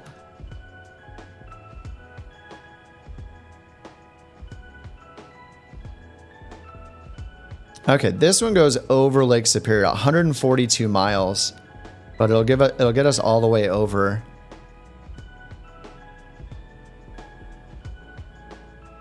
Yeah, and that'll get us into Wisconsin. And then from there, we can just fly south. I want to fly south through and fly at least over Chicago. That'll be cool. So when we do that routing, we'll figure out how to fly over. Oh, wait, is that Huron? That's Lake Michigan. Yeah, of course, Lake Michigan. Huron is over here on the east side. You might really enjoy the Honda Jet. Probably, yeah. I just... I've flown the CJ4 a bit, and it's so, you know, any time that I'm not on like a precision approach, it's so intimidating. Like controlling the speed on that thing is insane. It's so unforgiving. Like you get a little bit off course, you know, whereas the slower planes that I fly, like, you know, the Grand Caravan and the Cessnas, the 172, the Kodiak, you have a lot more time. When that ground speed starts getting up, when your overall speed is just so much higher, man, it's a huge challenge. So yeah, respect to everybody that flies the jets, and especially can, like, you know, hand fly a landing on those things is really challenging to me.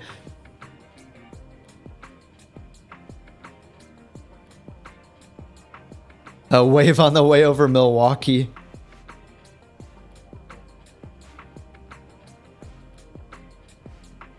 I don't even know. I don't know where Milwaukee is. Where is Milwaukee?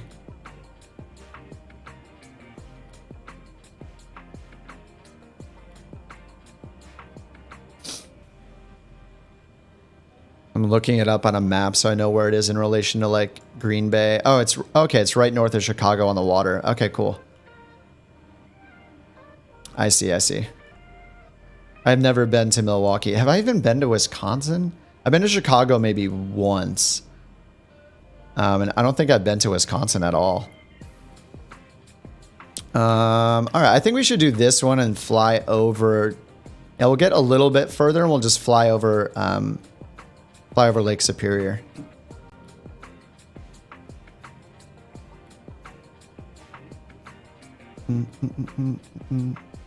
All right, accepted that mission. Let's go ahead and prepare the plane. Let's see what we have here. Oh yeah, so this is a passenger mission, so 9 passengers, so that's 1,700 pounds. Will we see maybe try to hand fly the extra? Oh, the extra. I've played around with the extra before, yeah.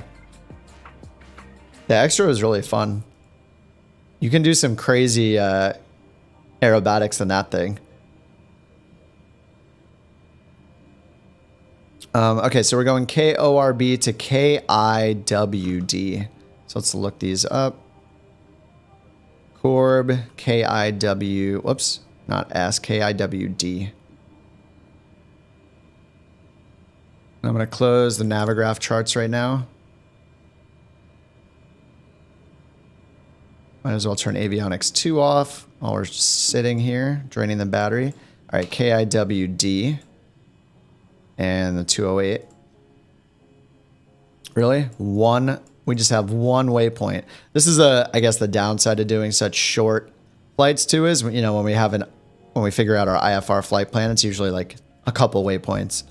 So we just have one RNAV waypoint here.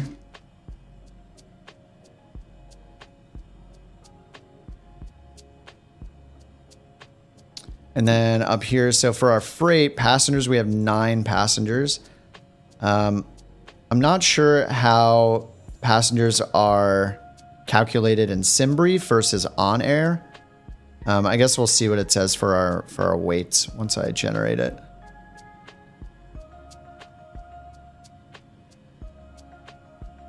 So I think OnAir Company counts each passenger as 190 pounds. Let's see, it's got 1710 for 9 passengers. So their average weight is, yeah, or it's exactly 190 pounds. So 190 pounds per passenger. And then here, zero fuel, okay, TOW. Oh, wait, let's check this. Zero fuel weight 6735. It's a little higher here on SimBrief.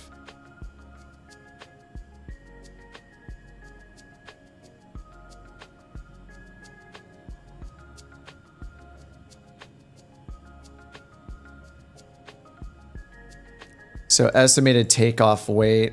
This is going to be before taxiing. Or sorry, this is including our fuel to taxi. Takeoff weight 8074. So let me add that up. So 1274 on the fuel. That's exactly 1274 on the fuel. Takeoff weight 8074.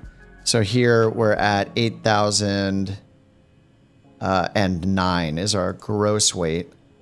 So our takeoff weight will be a little under that, I think, because it accounts for taxiing here, even though, you know, our taxiing is pretty much 0. So 8074 for takeoff weight.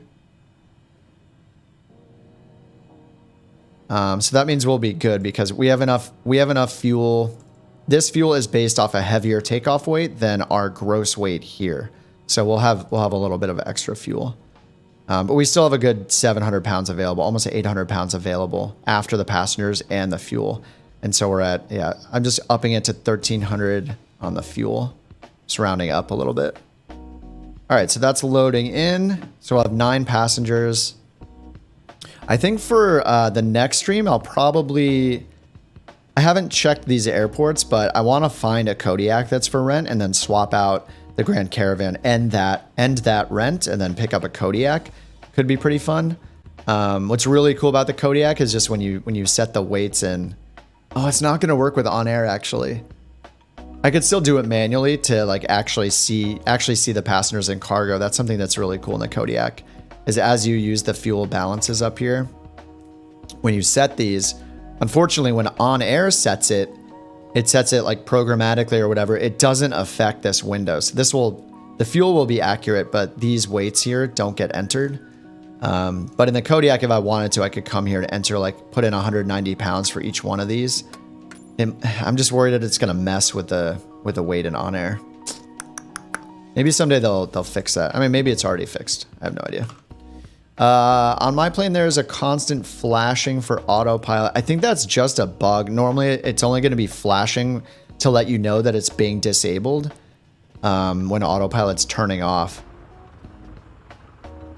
I think there are just some bugs with it, especially if you're not using the G1000. All right, so this is all good. Our fuel and weight's good. We just have one waypoint direct to Weeman. So we're going KORB to Weeman, and then KIWD. So I'm gonna type that in. All right, and let's go ahead and clear our flight plan out. Yeah, I think the enunciations for the autopilot are that when I think there are two different disconnect states. One is yellow and one is red. And I believe the yellow is that you've disconnected it yourself intentionally. And then I think there's also, I'd have to look at the NXI manual. And I know you're not using the NXI in that plane, but I think there's also a red flashing state, which is like if the autopilot disconnects automatically because of, you know, like a gust of wind or something happens and it disconnects. Or, you know, if you move the yoke yourself against the autopilot, that's also like a run-up test you do, is you turn on the autopilot and you move your yoke around and it's supposed to disconnect, I think. Looks like this one's not doing it. Probably because you have to be moving. But I think that's one of the run-up tests. So when I manually disconnect it, I get the yellow flashing and then it'll disappear. And then there's another state. Maybe we could, if we hit a big gust of wind, it would happen where it flashes red to let you know it's disconnected automatically without you disconnecting it. All right, so here let's go to menu, delete flight plan. We'll put in our origin, KORB. Just gonna do this before I start it up. And wind's at 220, so we're just going to take off the same way we landed on 3-1. So we're going to have to taxi to the other end. Oh no, we're on 3-1 now.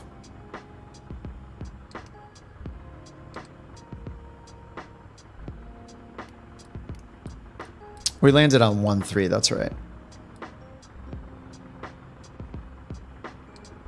So actually, if the wind is 220,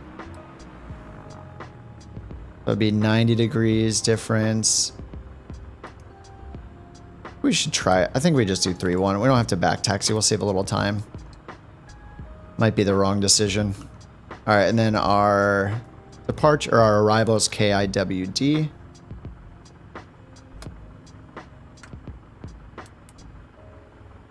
And then don't know the runway yet, and our only on route is Weeman. Weeman. Wait, it's not 6 letters. What am I doing? It's just WEMAN. Stormo, I'm on US West, but I'm running the beta, so we won't be able to see each other unless you're also on the beta, Sim Update 10 beta. All right, so we just have KORB to Weeman and then to KIWD. Really simple flight plan. 143 nautical miles.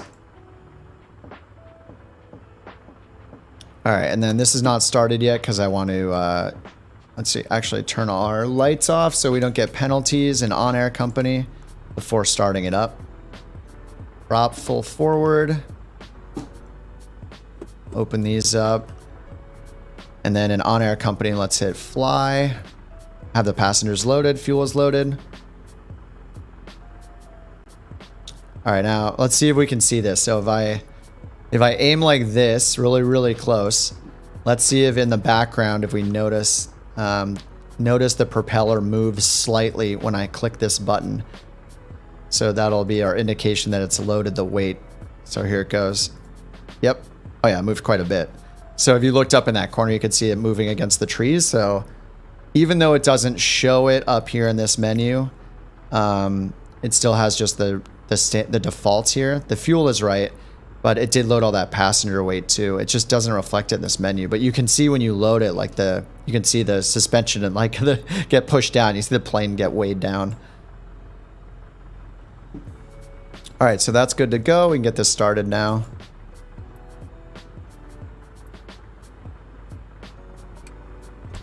All right, starter's on. Low idle.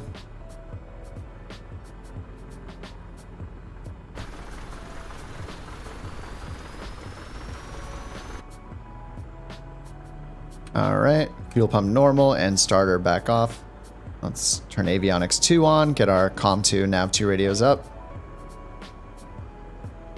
And we'll turn on our nav, strobe, taxi. Thoughts on the beta? I love the beta. I have not uninstalled it since I installed it as soon as it came out.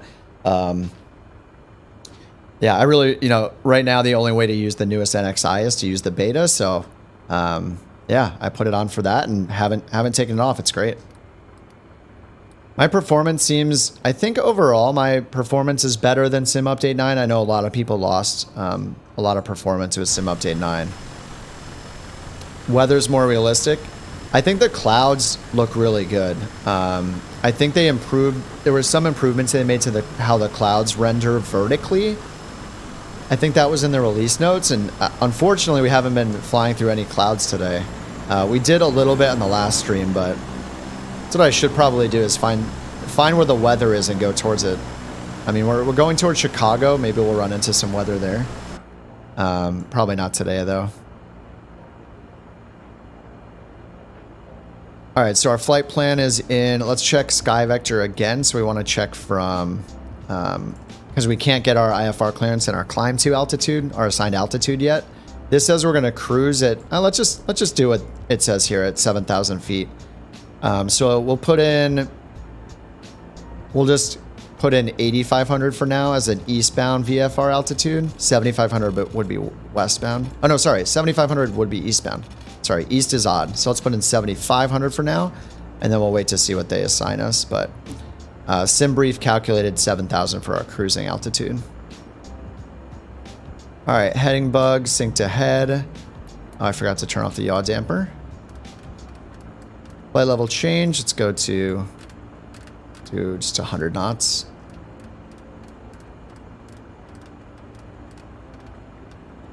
All right, that's good.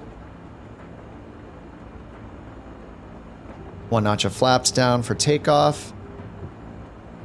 So you guys ready to go? Oh yeah, they're ready to go. All right. They have to wait through all the planning and stuff. 2997, let's turn on our COM2 radio and listen to that again. Oscar Romeo Bravo, automated weather observation 2100 Zulu. Wind 171 at 6. Visibility 10. And then let's change our transponder to VFR. Temperature 27C, dew point 10C, altimeter 29907. All right, 2997 still, so we're good there. All right, nav lights on. Fuel condition now is high idle.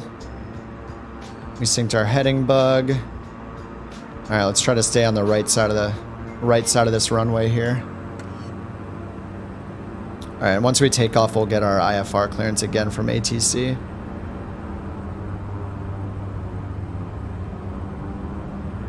All right, 30, 40, 50, 60, 70, rotate, maybe rotate.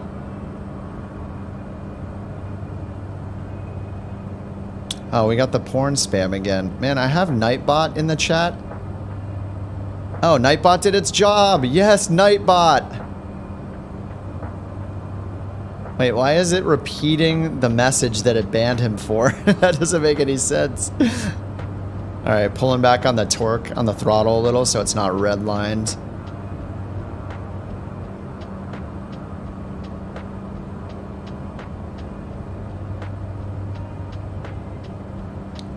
All right, I'm gonna turn autopilot right on so I can deal with that spam. It's actually annoying that Nightbot, how do I just remove that message? I can't. The spammers put it in their name, so when it yells at them, it puts the name back in.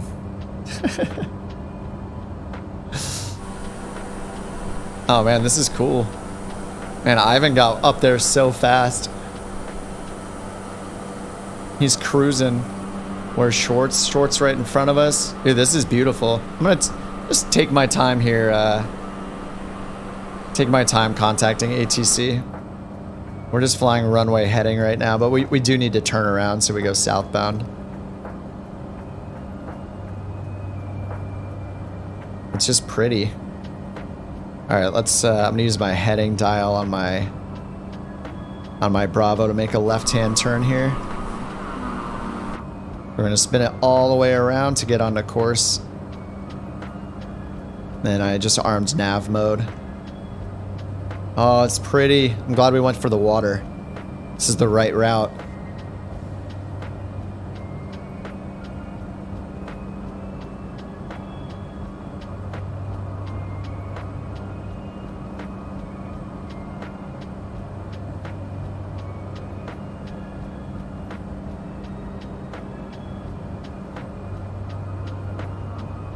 All right, let's start the ATC. Oh no! Look, this is the bug. This is the bug that happened before. I don't know why this happens. So this happened the first day I tested the beta. We're tuned into Minneapolis Center, but it's not giving us any options at all. It just takes all the options away. And I don't know why that happens. The only way I got it back before was just was starting a whole new flight. So there's some kind of bug here with the in-game ATC where it literally takes all the options away. I don't even have the option to switch back to like the CTAF frequency or anything. And I don't know how to reproduce that. So I guess we're going ATC-less this flight. Which I know a lot of people do that anyway. Yeah, it's just bugged, yeah. I mean, there's always bugs with the ATC. I don't know that I've seen this one where it just removes all my options, though. That's, I've only been running into that one in the beta. Alright, so we're just going to assume they gave us IFR clearance, and we're going to go to 7,000 feet for our cruise altitude instead of 7,500. Yeah, I can try changing the frequency, but... So we're on the correct frequency for Minneapolis Center already. Let me bring up Navigraph. Or actually, we can load in the VFR map. We can check this too. Now we're overflying the airport again.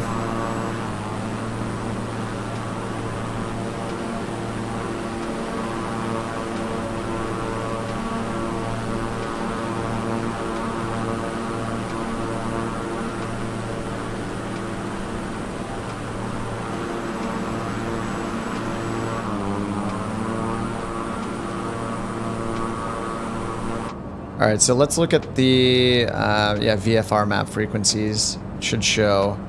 Yeah, so even switching manually, I don't think it's gonna work. So we have departure 1009er, so that's what I have in right now.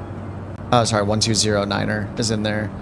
If I switch back to Unicom, we have approach 1209er as well. So yeah, there's nothing there. Actually, let me try to put it in COM 2. If I do 1209er on COM 2 and activate that. Okay, we're leveling off at 7,000. 1209er and then switch to COM 2. Yeah, nothing here. Nothing. There's just no buttons, so yeah, this happened before. Alright, we're leveling off. My flaps were up already. Cool.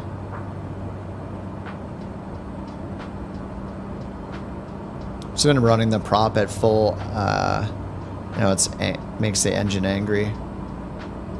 We'll pull it back just a little bit. It's in the green, so it's happy, right?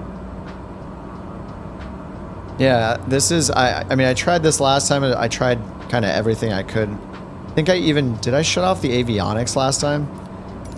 I think I shut off all the avionics and then restarted them, and it still wouldn't let me use ATC. So we'll just fly ATC list, it's fine. And we'll just figure out which approach we want to fly as well based on the weather. So I should look up our, I should have done all this obviously before we started, but for the sake of time, I just do it while we're flying. Look at our destination airport info. So approaches, so there's an ILS and an RNAV for runway 27. It's probably an LPV approach.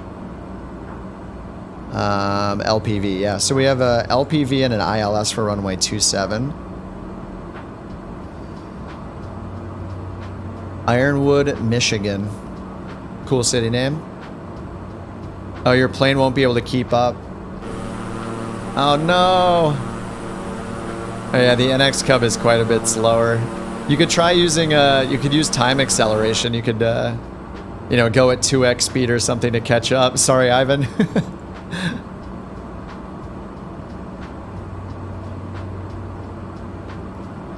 So let's check here. Airport information. Yeah, so it's just got the one runway, so 09er and 27. And it's another CTAF frequency, so another untowered airport.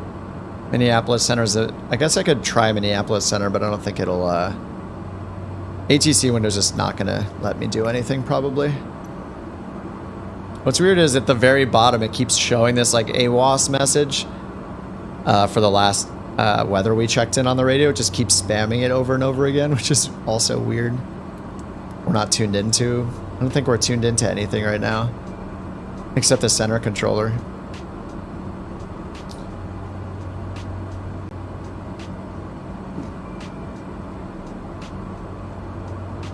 Great to join the gang for a while. Feels sad.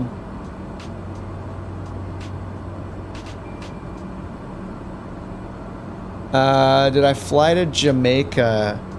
I might have once. It was probably like a year or longer. A year or more ago. It's been a while. It's been a while since I've actually left the US in flight sim, so what I want to do is, yeah, just keep this going and keep flying east and do a transatlantic. Would be really fun. I could do it in the Grand Caravan or the Kodiak. Maybe I'll switch back and forth, mattering what we can find at different airports, what I can rent. I want to, yeah, fly through Europe, just fly, I don't know, fly around the world. We could do it in more or less a straight line. I don't need to, like, fly to every single country. But it would be good. It would be good for me to get out of the US, I think.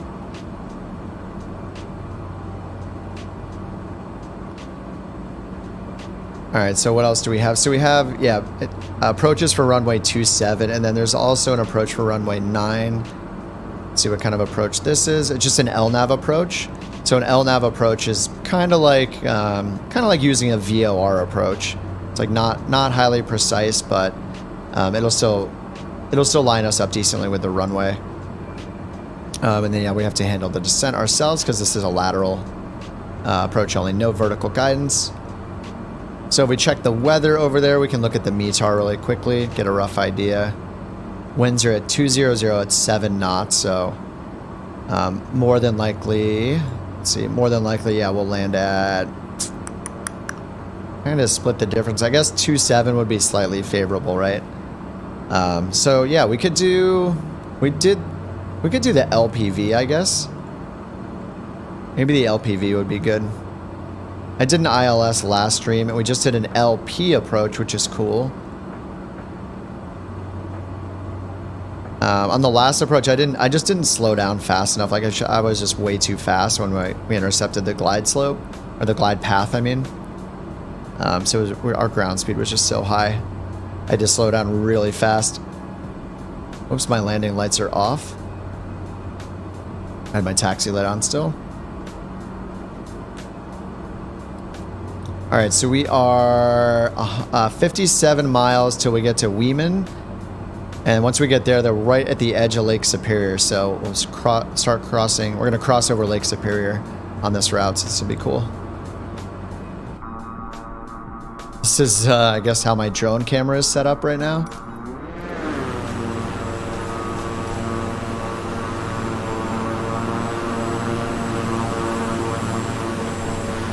Oh, poor Ivan. We dusted him in these bigger planes.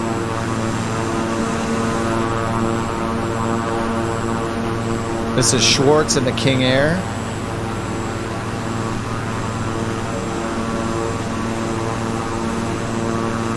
Oh, it doesn't show your tail number. I don't know, did it ever show the tail number? It's just white.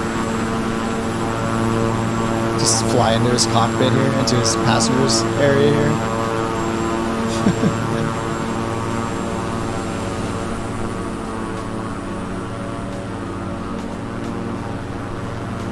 Barbados, Ethiopia. I haven't flown most places. I think the only sometimes when a world update comes out, I'll fly around some of like the big landmarks, but in general I pretty much just fly in the US, so this will be more of the start of a journey to get out of the US. So we've been flying. I actually started in California, not on the stream, but off stream I started in California with this plane, or I probably switched planes a few times. But I tend to fly, yeah, the Grand Caravan or the Kodiak. Sometimes I'll fly the TBM if I want something faster, or the CJ4, which I'm not great at flying yet. But made our way to the Midwest so far. So my plan right now is to, yeah, fly this way, fly down. We're going to fly down near Lake Michigan and Chicago, and then to the east, then fly up all through New England. And then we can go up into like Newfoundland, up to Greenland. Have to go pretty far north. I think we can make this hop maybe here to here with full fuel maybe and no passengers. I'll have to figure it out if we can do it in the Grand Caravan. Yeah, then up the coast of Greenland, Iceland, Faroe Islands, down into the UK. I guess we could go from there to here to Norway. Go to the Nordics instead, but yeah, I want to get over into Europe. Maybe we should fly down, at least hit like Egypt. Just mostly keep it going east, but yeah, and then through India, Japan, and I guess we would just come up here through the east part of Russia and fly over into Alaska and then back on our way down the coast. Yeah, it could be cool. Yeah, I don't know what I can use. I don't know. Yeah, the Caravan, like how far north we'd have to go. I'll have to do some research to figure out what's possible. But yeah, we'll probably have to get a faster plane. But that'll be cool. I mean, I'll have to take some flights in planes I'm not good at flying at all. Not that I'm great at flying the Grand Caravan either. I feel like I'm just still learning, especially with these gusty approaches that we have.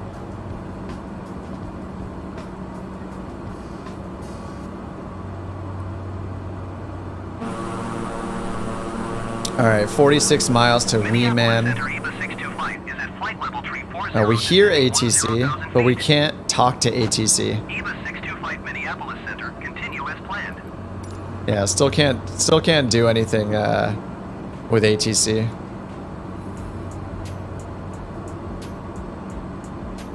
YouTube, crossing the pond in a DA-62.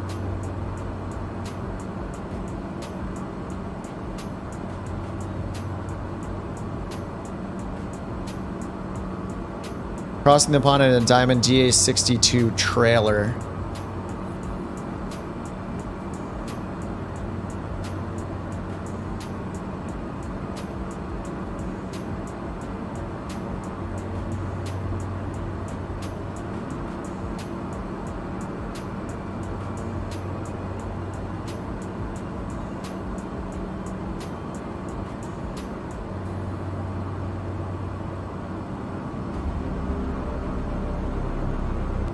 All right, let me bring that up. We can watch a trailer while we're flying, right? We got some time to kill. Autopilot's doing its thing.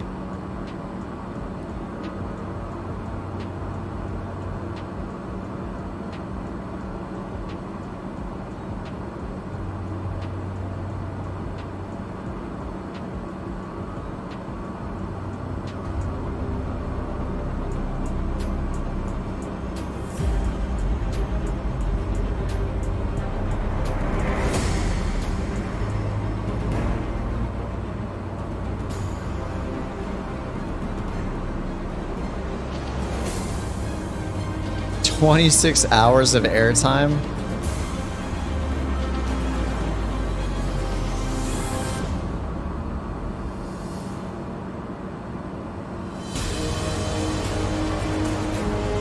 Damn.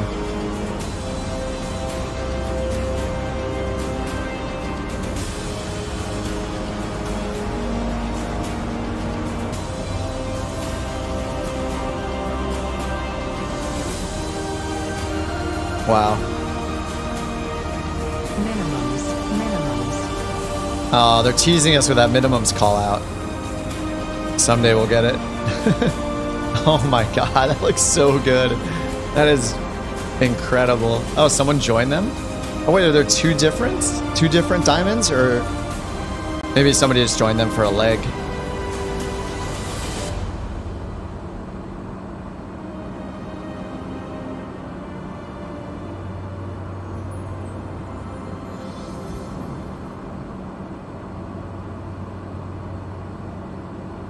Wow, from Austria to Ontario. Man, that's awesome.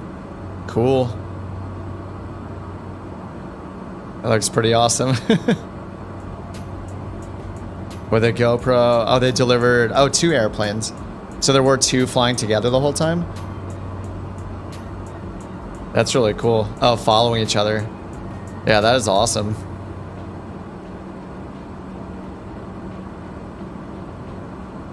So is there like, is the full, is that being released? Like there, that's an upcoming video, or is the full thing out? Do you have to like pay to watch it? Is it like a full-on documentary?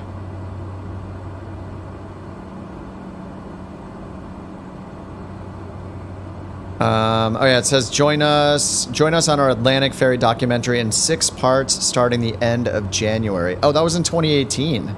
Oh, okay. So this was out a couple years ago, I guess.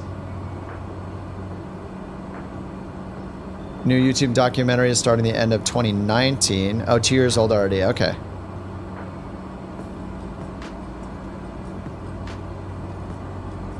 That looks really cool. Oh, all the episodes are on YouTube? Oh yeah, I see. Here's episode 2. I see episode 2 linked. Okay, 15 minutes. Where's episode 1?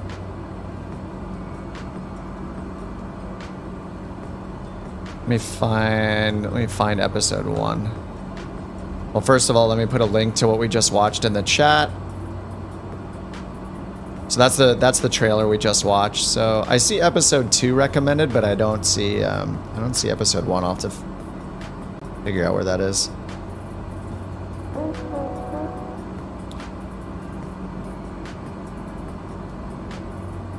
Okay, here we go. Here's episode 1. Share, copy. Episode 1. All right, there's the link to episode 1. Awesome. I'm gonna watch these when I'm done with the stream. That's awesome. Thanks, Steve. All right, Schwartz, dude. Thanks for flying together. Thanks for flying with me again, man. Ivan is still flying our route. We're just too fast. I don't know where. Oh, there you are, Schwartz. Are you gonna? Oh, wait, are you upside down already? I can't tell.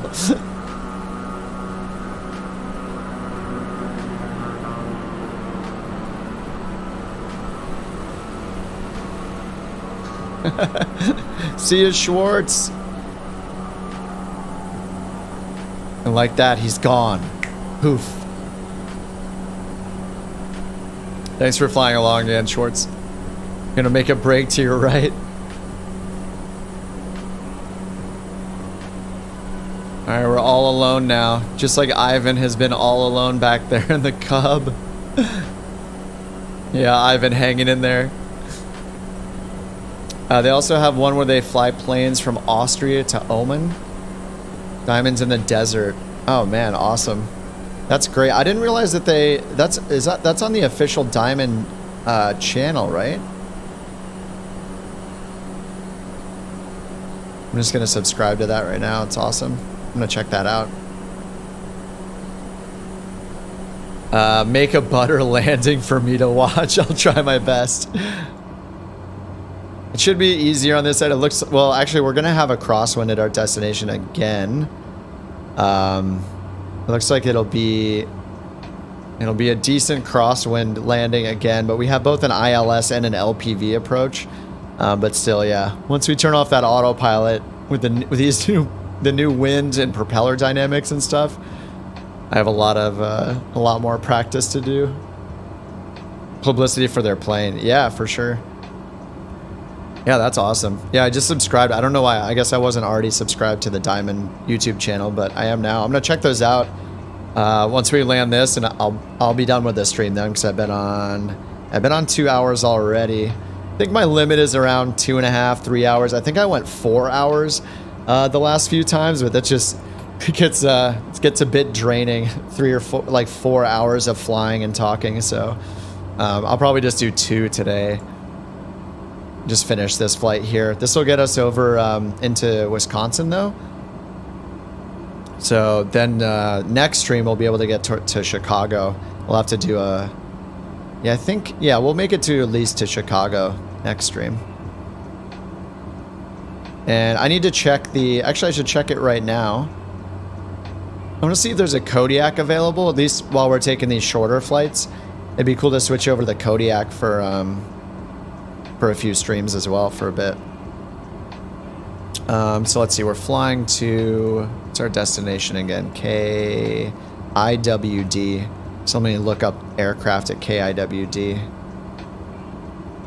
Just see what they have there. All right. All they have at this airport we're going to is a single 172 for rent. That's all they have. Yeah, we need to get to a larger airport. So if we want to find a Kodiak, I'll need to go to a different airport.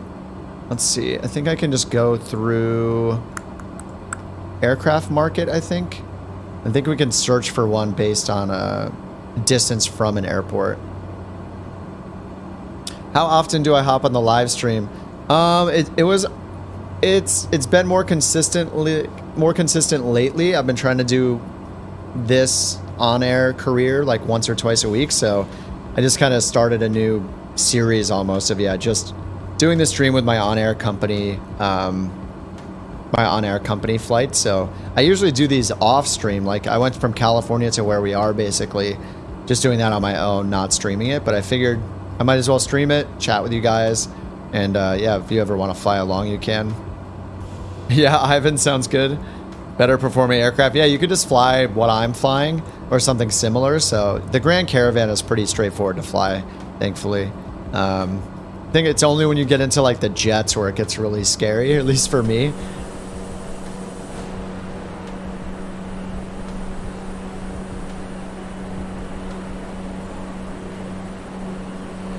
All right. So let's see. Here's aircraft market and range. So actually, they moved some things around. So sometimes I have to figure out how to find aircraft around a specific airport. I think this is just all my stuff. World, find an airport. I don't know if I can put in a... Yeah, I can't put in a radius here. I basically want to look at the aircraft market around me. I think there's a way. I did it not too long ago, but it's not that intuitive, actually.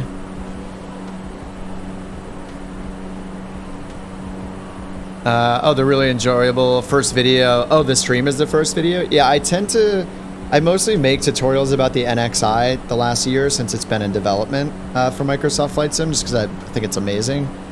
Yeah, sometimes my videos can be like a month in between each video, just mattering what's happening.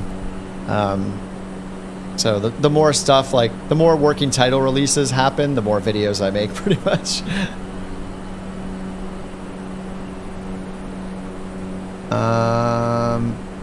Maybe I can do it this way. Man, this is one part that always confuses me in on-air, is how to search the aircraft market for airports around me that have the plane that I want, so I know where to fly to get that plane. So I don't see any filters where I can just be like, show me things around this airport. I figured it out like last week and now I already forgot it. So around KIWD. Because if I enter KIWD here and hit search, I only get planes that are available at that specific airport.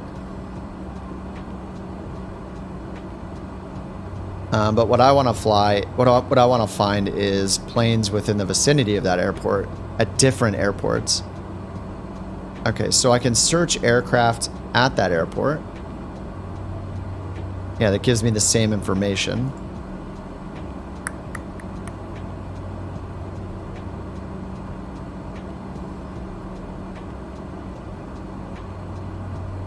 Airport databases. Oh, this is kind of cool up here, though, if you go to aircraft usage tree. So this is showing, of all on-air users, what the most popular planes that people are using. So based on how many hours. So A320neo is the most popular for jets. TBM 930 followed by the Grand Caravan for turboprops. Single engine piston is Skyhawk 172 followed by the G36. Heavy jets, the 747. And then the Antonov. And then Beechcraft King Air. Wow. For multi-engine turboprop, the King Air is just dominating.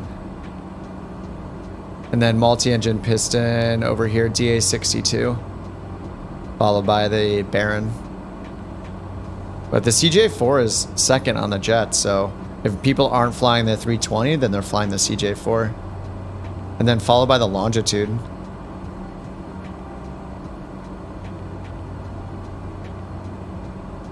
Anyway, I'll have to figure out, after the stream, figure out how to find my, how to find that Kodiak. Alright, so here comes Lake Superior. So we'll cross this waypoint, Weeman, right when we go over Lake Superior. Then let's find which approach we want. I think I want to do the LP+V. That's such a weird bug. There's a bug where when you click this to turn the cursor on, it'll just zoom the camera out. Alright, KIWD. The winds are still 200 at 7. So we select our approach. Wait, ILS 27. Right, there's an ILS for 27. Right, and then we have the LP+V for 27 as well. So I think I want to do the LP+V, and then we'll pick a waypoint that's out to the west. So let's see. Oh, sorry, 27's, yeah, eastbound. So this one right here, BIV makes sense because we're coming in from, this is the end of Lake Superior up here. We're going to be coming in from this direction, and we need to turn around to get onto the final approach course. So this waypoint, BIV-B will work for us. This one, Dupe Me, whatever, is from the south. And then High Run is right here. So if we did High Run, we would need to do like a reversal. So let's do BIV-B. So that's from the north. And we will load that because we're going to cross over this waypoint first. But once we cross over, we can activate it. It's kind of up to us just because ATC is not working right now. It's working, but I ran into a bug where I can't contact them. Oh, hey, it's back. Oh, nope, it's gone. Oh, man. All right. Well, it looked like I was going to be able to contact them, but I guess not. We're not even, we're still squawking VFR, but we're flying at it. We're pretending that we got IFR clearance. What is an LP? Oh, find the place first and then check into it. Okay, let me try that, Mark. What is LP+V? LP+V is a WAS approach, so it's an RNAV approach, so GPS-based approach.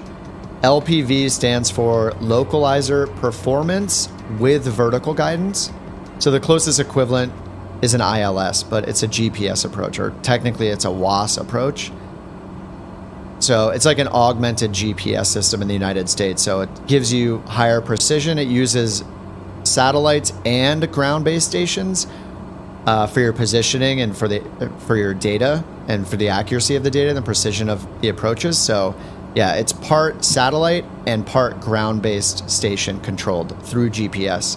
So that's the WAS system in the United States. So there's a different system in each country, but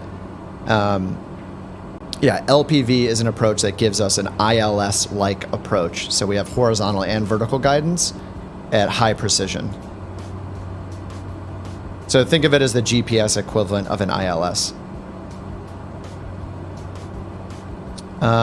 So let me try that, Mark. Mark says, find the plane and then click into the plane. So all I have to do is go to, I guess, aircraft market and then find the Kodiak.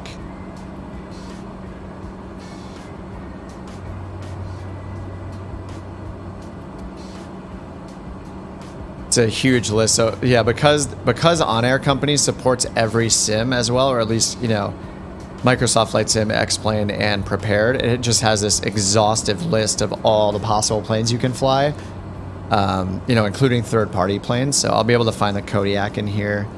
For Microsoft Flight Sim, the Kodiak is, I assume for all sims, the Kodiak is a third-party plane. Okay, so here's the Kodiak, and now I can what? Find display, sell, rent, and lease offers. Oh, there we go. Now I can search within around airport. Okay. Awesome. Thanks, Mark. Yeah, that's where it is. So if I want to find where the closest one is to KIWD, I can just type in KIWD up here. Hit search. Okay, and here are all the Kodiaks that are available in a 100-mile vicinity or radius of this airport of KIWD. So now some of them are only for sale, some of them are only for rent, and some of them are for both.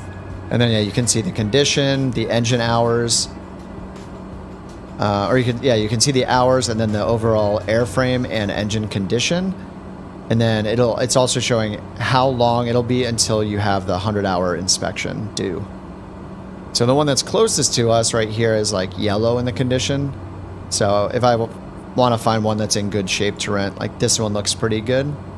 It's only got 7,000 hours. It's in the green on both of the airframe and the engine condition. And it's for rent for $1,500 per flight hour. Dry rent per flight hour, $1,500. Cool. So yeah, I would just have to go here to 26WI. Let's see how far away that is. 26WI. And if I zoom out, we'll see where we are. Oh, so that's to the south. So we're up here. We're flying over here. So this is going to be a good 150 miles or so. No, more, less than that. Sorry. Let's see. This leg is how long? 80 miles. Maybe it might be about 100 miles from here to here. A little less than 100 miles, probably. So if I wanted to, I could make a detour before going to Chicago, pick one up over here. I mean, there is one that's closer, but it's not in as good condition as this one that's down here. But yeah, that's the kind of stuff you have to do in like OnAir Company is, you know, if I want to switch planes, I have to find an airport that has a plane that's rentable or purchasable at that airport, fly to that airport, and then buy the plane. But you can actually cheat a little bit. Like what I can actually do is, as you play OnAir, you can't see. Oh, you guys can't see the drop-down menus, unfortunately. But when I click on my company, there's a big drop-down menu here. One of the options is called travel tokens. So it's forgiving what you can do instead of doing that whole process of flying to the airport to pick it up, you know, and renting it and flying it from that airport. You can just rent it and then use a travel token, and it'll let you transport you and your plane to any location instantly. You earn the travel tokens over time though, so if you don't I have 18 available, just because of all the missions I've done, I guess, over the last couple years. If you don't have those travel tokens, then you can still transport your pilot, but it's real time. So it'll be like, okay, you want to transport your pilot to this place using like a bus or whatever, or a commercial flight that he has to get on. Then you have to wait 8 hours or something, or 10 hours or 12 hours until your pilot actually reaches that location, or however many hours it would take him to, you know, how many hours it would take him to travel there commercially. All right, let's activate our approach. We don't have ATC, we're just gonna activate it ourselves. So we're gonna make a slight left-hand turn here, change our course to get over to our initial approach fix, or our transition waypoint over here, which is BIVB. And once we hit that, we're gonna make a long right turn to line up with our final approach course for that approach. And since we've loaded that in, we can instantly see our VNAV altitude. So our first VNAV altitude is 3,500. So let's go ahead and check out our altitudes here. So initial approach fix here, it's estimating. So when it's in white like this, it's basically estimating what altitude you will be at when you cross that waypoint if you're using VNAV for the descent to this VNAV eligible altitude. So where it shows our top of descent over here, see where it says TOD, that's where it's saying we'll start descending at a 3-degree flight path angle or angle of descent to get to high run at 3,500 feet. So if we do follow that, it's estimating that during our descent, when we cross over BIV-B, we'll be at about 5,000 feet. So yeah, we're gonna descend down to 3,500, then 3,300, and then 3,000 when we get to the final approach fix. At Crag, that will be on our final approach course of 273. Then we can see our missed approach procedure stuff down here. And that's for runway 27. So what I can do is, instead of putting in 35 now and then putting in 33 and then putting in 3,000, I could just put in 3,000 right now as kind of my bottom of where we'll eventually get to. And then it'll step us down each of those ways. It'll first go down to 35 and stop there, then 33 and stop there, then 3,000. So I can put this all the way down to 3,000 and hit VNAV right now. And that's gonna arm VPath mode here. So we got that all set up. And because I can't use ATIS or use ATC or anything right now, I'm just gonna press B on my keyboard. Okay, and that's to set our altimeter automatically. So it's still at the right altimeter setting since we're not in touch with ATC. Actually, I guess I could check to see if we can tune into the ATIS over here. AWOS is 125.175. Let's try that out and see if it works. So I'm having issues with the radios in ATC. 125.175. COM2. Turn COM2 on over here. Yep. Okay. Cool. That works.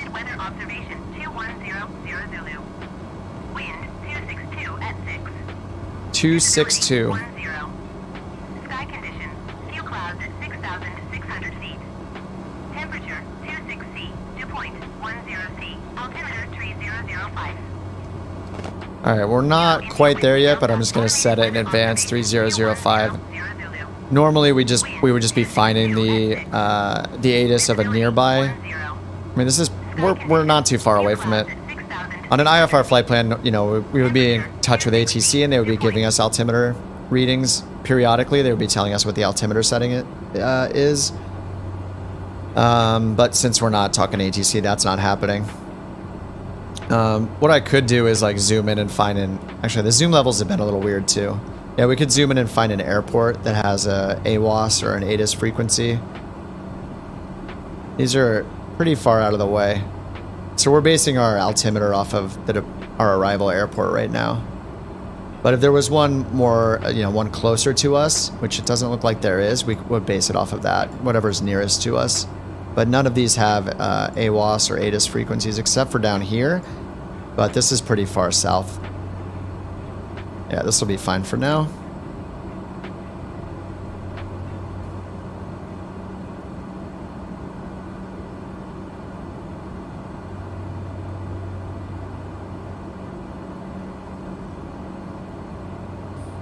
All right, and our top of descent is in 12 minutes and 27 seconds. So as soon as we hit that top of descent marker coming up right here, you can see our next VNAV target right here is 3,500. So we've given it permission to go all the way down to 3,000. If we don't change our selected altitude, autopilot won't be able to pass this altitude on our descent.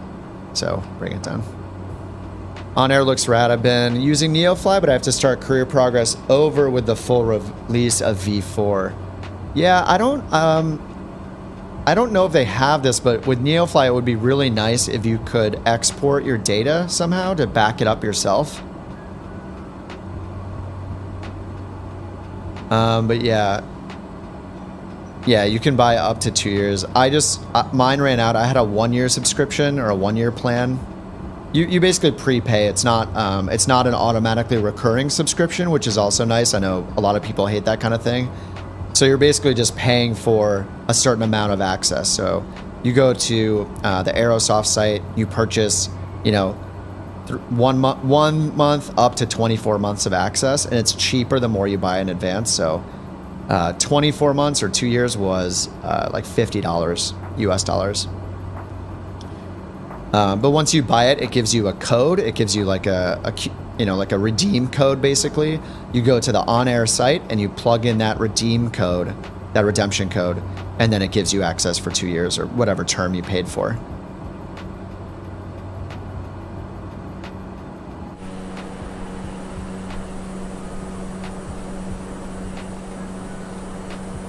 This is Lake Superior. I don't think I've ever flown over Lake Superior. Oh, in the sim.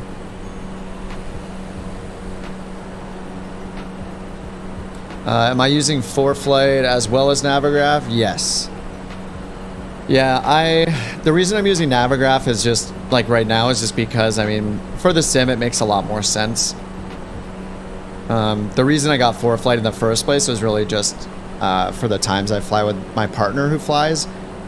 She actually flies, so, she's training for IFR, her instrument rating still. But the few times I've gone with her, like, I just wanted to be able to follow along and stuff. And man, ForeFlight is so fun to follow along on a real flight too. Like if you fly commercially, you could go to like flightaware.com or something, look up the actual flight plan that your commercial flight in real life is going to be flying, and then connect to Wi-Fi on your plane and watch your own flight plan. My partner, she'll do that when she's flying commercially. And so she'll be on a trip or something, like go to visit her family or whatever, and she'll like pull it up and send me a screenshot of the flight plan that she's looked up, so it's pretty cool.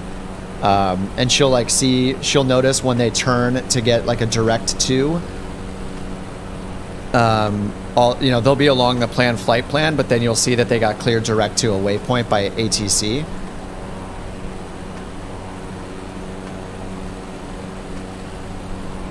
So yeah, it's cool. Like one time when we were flying together, she had it up and we started making a turn before our next waypoint. We're like, we must have got cleared direct to such and such waypoint, and we'll kind of eyeball it, or we'll just change it ourselves. You can use direct to on ForeFlight. So we'll do that. It'll redraw the line. We're like, yep, they got direct to here. It looks like we're going to shave off a few minutes of our flight because of that. It's really fun. People next to you think you're, could look over and think you're weird, but what does she think about your streams? Does she watch? She'll watch sometimes. Yeah, she's out of the house right now, but yeah, she'll tune in sometimes to watch. Yeah, she thinks it's, I don't know, she thinks it's cool. She's really supportive. She's like, I'll check with her on some of my videos sometimes, and I'm like, am I wrong about this? I'll do my own research and ask her questions about stuff, but she's still training for her instrument stuff now, so we're both kind of learning at the same time, but she's learning for real,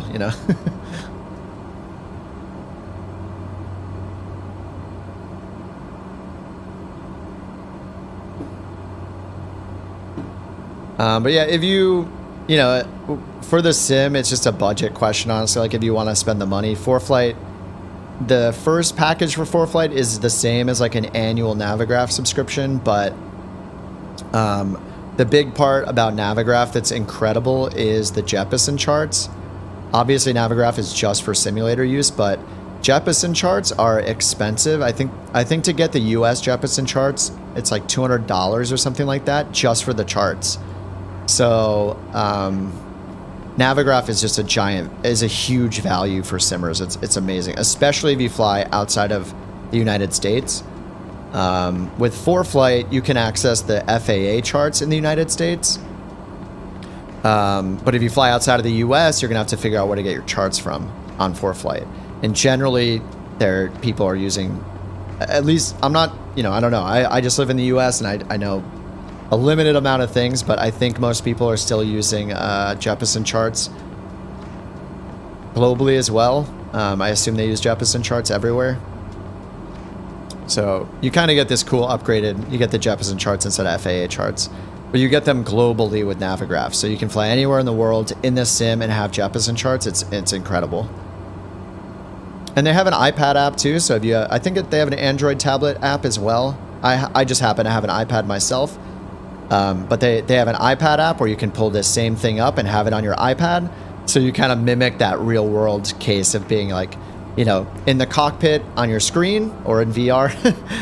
I guess you would be using a screen. So you got your monitor, and then instead of me having this floating window, I just look down on my actual tablet under my monitor, you know, on a stand or something. So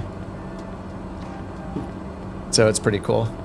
Oh, you stream too, Mark? Cool. Your wife tunes into your streams, pretends to be a stranger. Yes, exactly. She does the same thing. Exactly the same.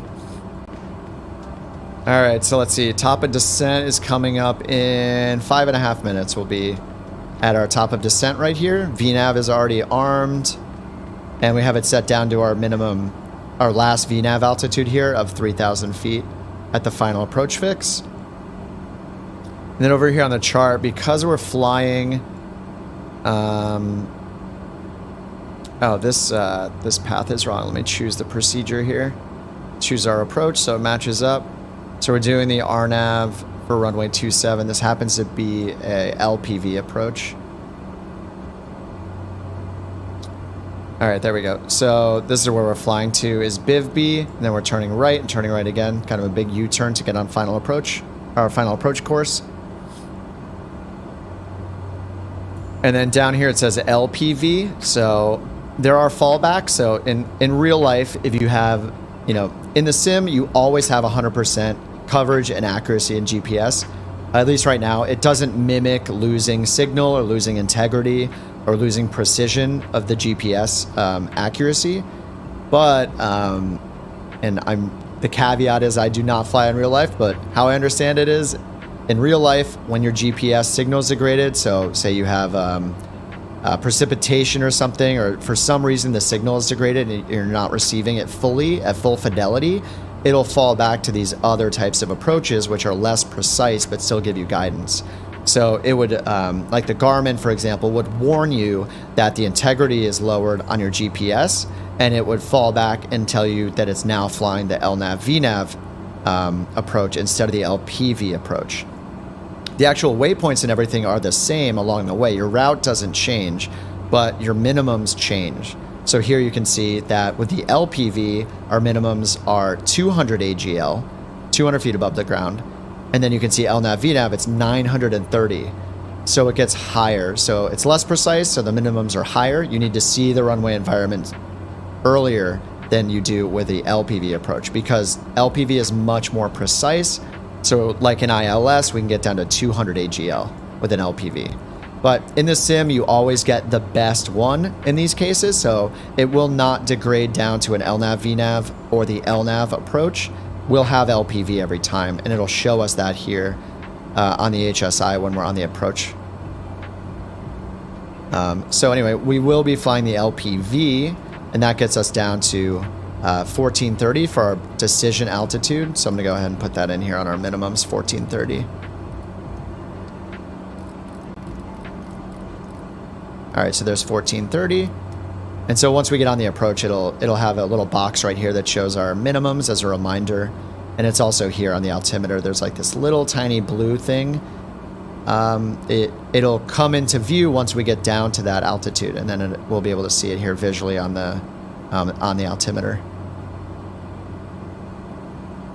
So VNAV obviously works well in this plane. Can't get it to work in the 350. What's the 350?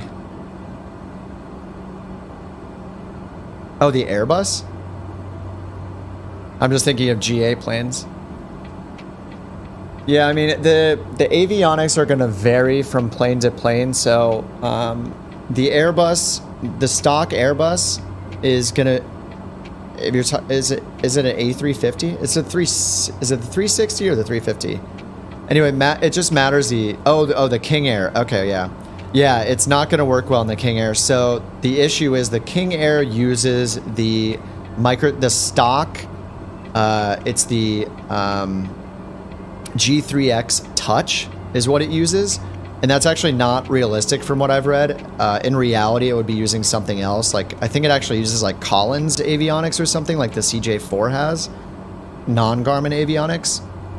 But yeah, right now, like in the King Air, I don't know if there are any improvement mods for those avionics, but in the same way that the working title team is making the NXI,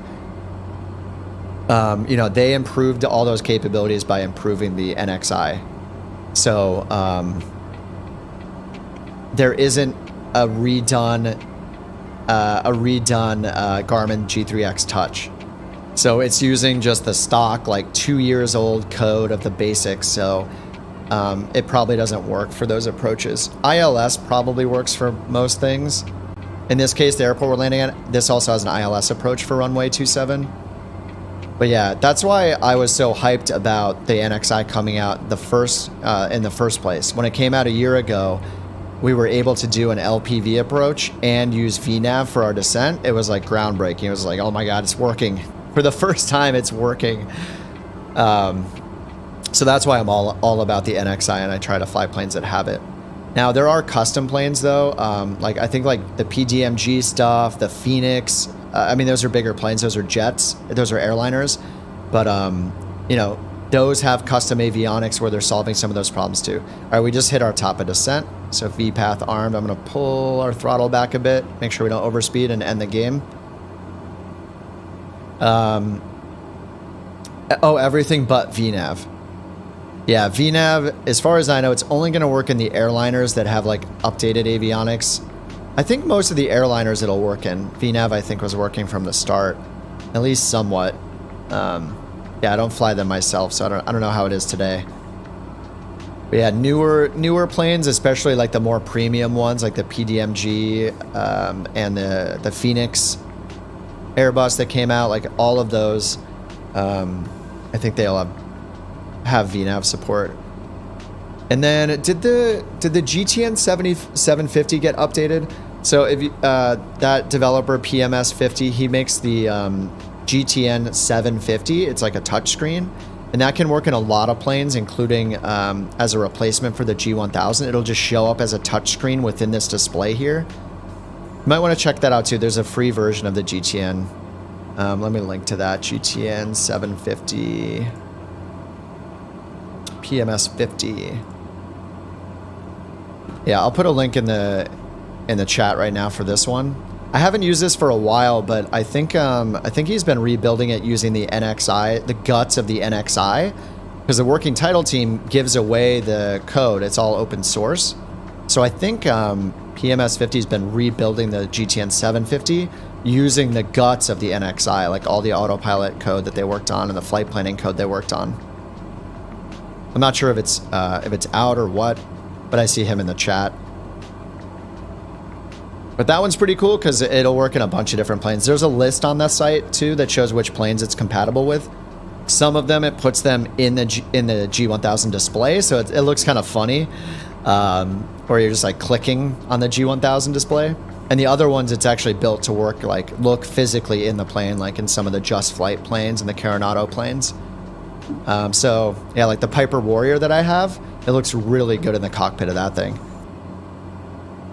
And I think that's much nicer. Like I think something like any touchscreen, anything you get is just so nice in the same. You don't have to hunt, zooming in and hunting for the knobs every time. It's just directly on there. You just click what you want and it works. It's really nice. I will have to try the 750, the GTN 750 out again myself. All right, we made our right turn here, so we're coming up to our next turn here at high run. Once we make that turn, we're gonna descend down to 3,300 by Petfi, and then down to 3,000 by Crag. So you can see over here that VPath is on, and we're still descending, and this is gonna descend us down to 3,500 first. So we'll see it level off at 3,500, even though I have 3,000 set here. So it'll be able to step down from one to the next without me changing the selected altitude over and over again. Yeah. That's why you like the King Air, because it has the G3X touch, yeah. Yeah, I think you'll really like the 750 then. It's got a lot more features in it too than the G3X Touch. And it works in a lot of different planes. It's not going to work in the King Air, but maybe you can find another another plane that's similar. I guess you could use it in like the Baron or something like that. It'll be a little slower than the King Air, I think, but I think the Baron has a G1000, so that means the 750 would work on the G1000 screens in that case. You just have to, I think you just have to make sure that you don't have the NXI mod installed at the same time. I think there's a conflict. All right, I'm going to turn approach mode on to get ready for the glide path. So we're about to hit 3,500 feet. And you can see our next VNAV altitude right here is 3,300. So you can see what it's doing now is, even though I have my selected altitude at 3,000, it's capturing and holding with ALTV. It's basically the VNAV version of altitude hold. So the VNAV is what leveled us off at 3,500, even though I have 3,000 set here. Now we can see our next top of descent's coming up right now, and now we're going to VPATH again. And so now it's going to take us down to 3,300 feet. So it's going to do these step downs for us one at a time all the way down to 3,000 feet. So that's why I set 3,000, is because it's going to follow the VNAV altitudes. It's going to step down and hold us at each one of those, do a top of descent, step down, top of descent, step down, all the way down as low as I give it permission to go. I'm just giving it permission down to the last VNAV altitude. And so we also have, I also have approach mode turned on already up here.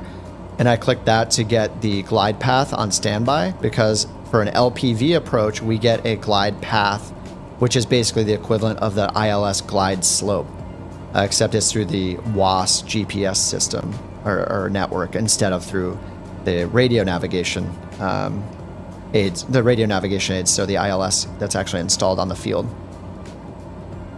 ILS carrot in gray. Oh yeah, it is. Yeah, the diamond's in gray right now. I think it's just because I don't actually know what the gray means, other than we're like not in range yet.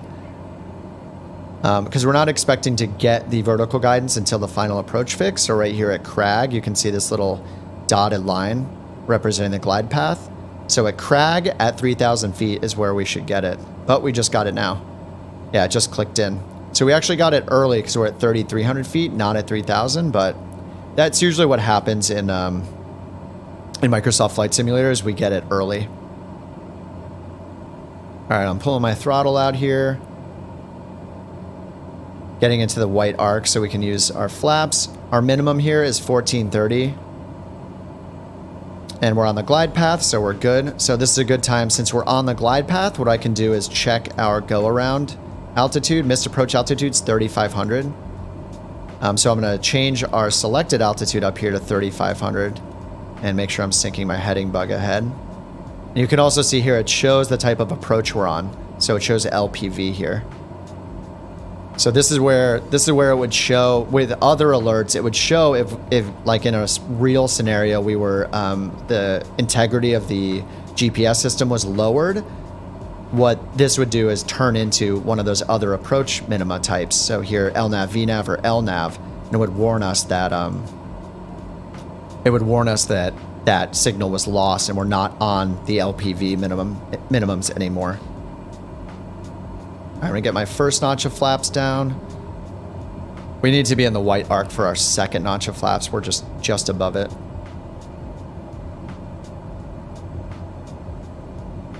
And our minimums here are 1430. We're at 2320. So we got about 800 feet to go now. I'm just getting my full flaps out. So we're totally configured here.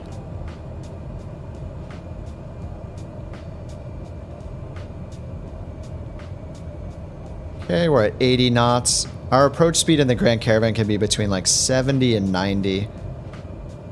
Let's check what our wind reading is. 7 knots from the left, and we got 2 or 3 knots in front of us. Headwind. Keep increasing my throttle, trying to keep it above 70 for the final approach speed. 70 is on the low end. All right, 75. 12 knot headwind. It's gusting a bit here.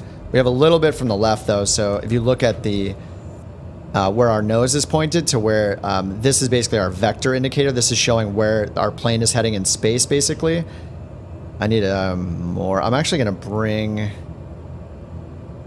no, I'm going to leave the flaps alone. I need a lot more power, though.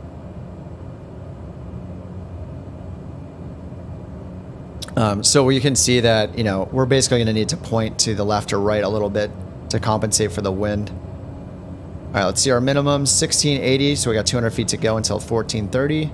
It doesn't give us a minimum call out audibly yet, so we just need to remember. All right, 1560. We still have 100 feet for our minimum, so if there was clouds here and we couldn't see anything, we could still be on this approach right now. All right, I'm gonna turn the yaw damper off for now. We got a lot of wind. 1440. All right, that's minimums right there. Autopilot's off, yaw damper's off.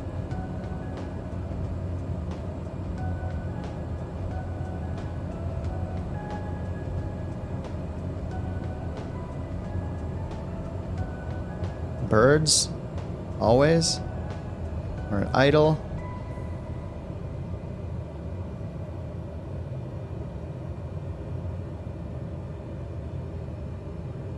Oh man, we're floating so much. This is such a long landing. It's a good thing we have all this space.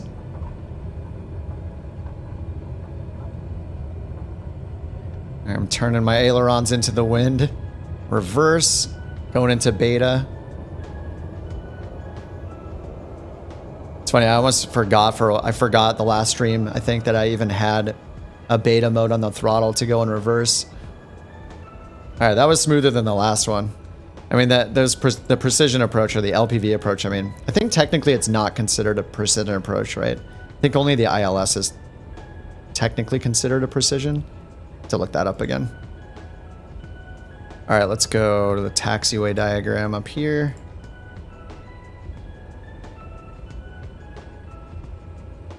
Oops. All right, we have Alpha 3 coming up on our left, so we'll exit there. Turn our taxi light on. That was pretty good. We floated a really long time. Like it's a good thing we have a 6,500 foot runway here. Because I floated down a good, like, we were at like 2 markers past the touchdown marker.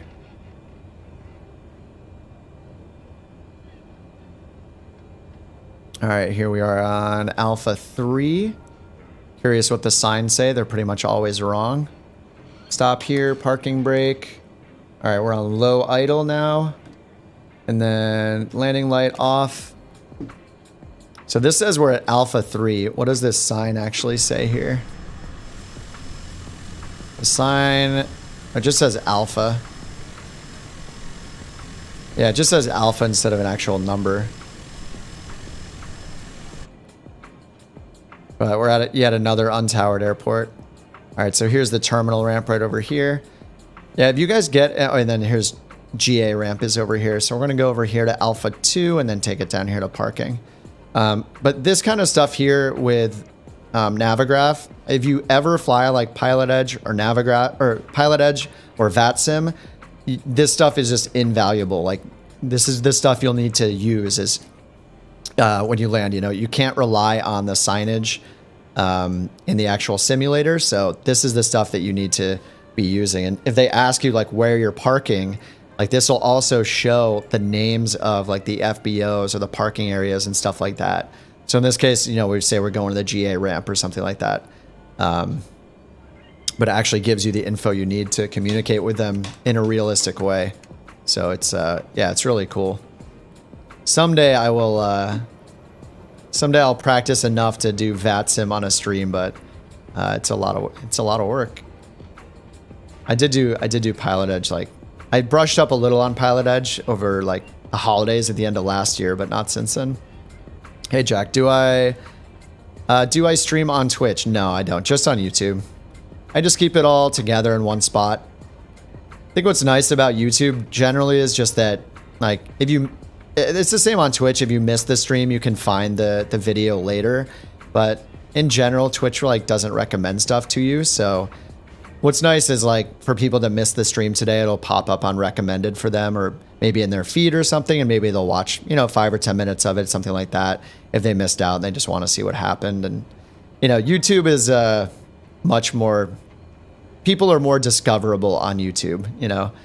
But really, the only reason I don't stream on Twitch is just because I like the simplicity of just having it all in one place.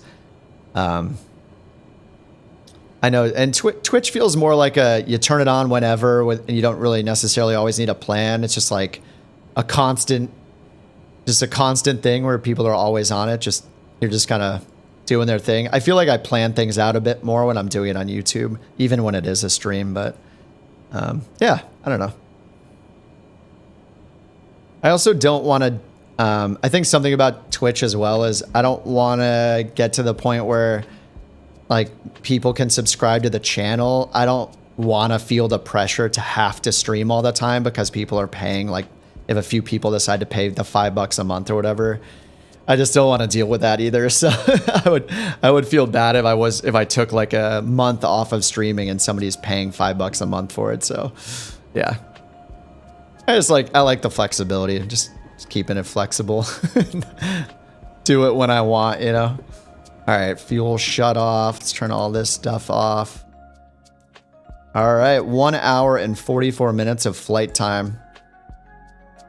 I found the prop. Stormo says I found that the prop planes love to float. Have to stall to get it to sit. Yeah, I mean they have been changing the wind dynamics and stuff, like the physics. The 172 and the Grand Caravan are the two that have the new physics system, or the new propeller physics implemented. So, yeah, I'm definitely needing to relearn it. So, yeah, it's interesting. It's a good time. It's a challenge. You don't have to accept affiliate.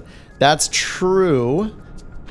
And actually, well, the other thing is I also don't want to deal with multi-streaming.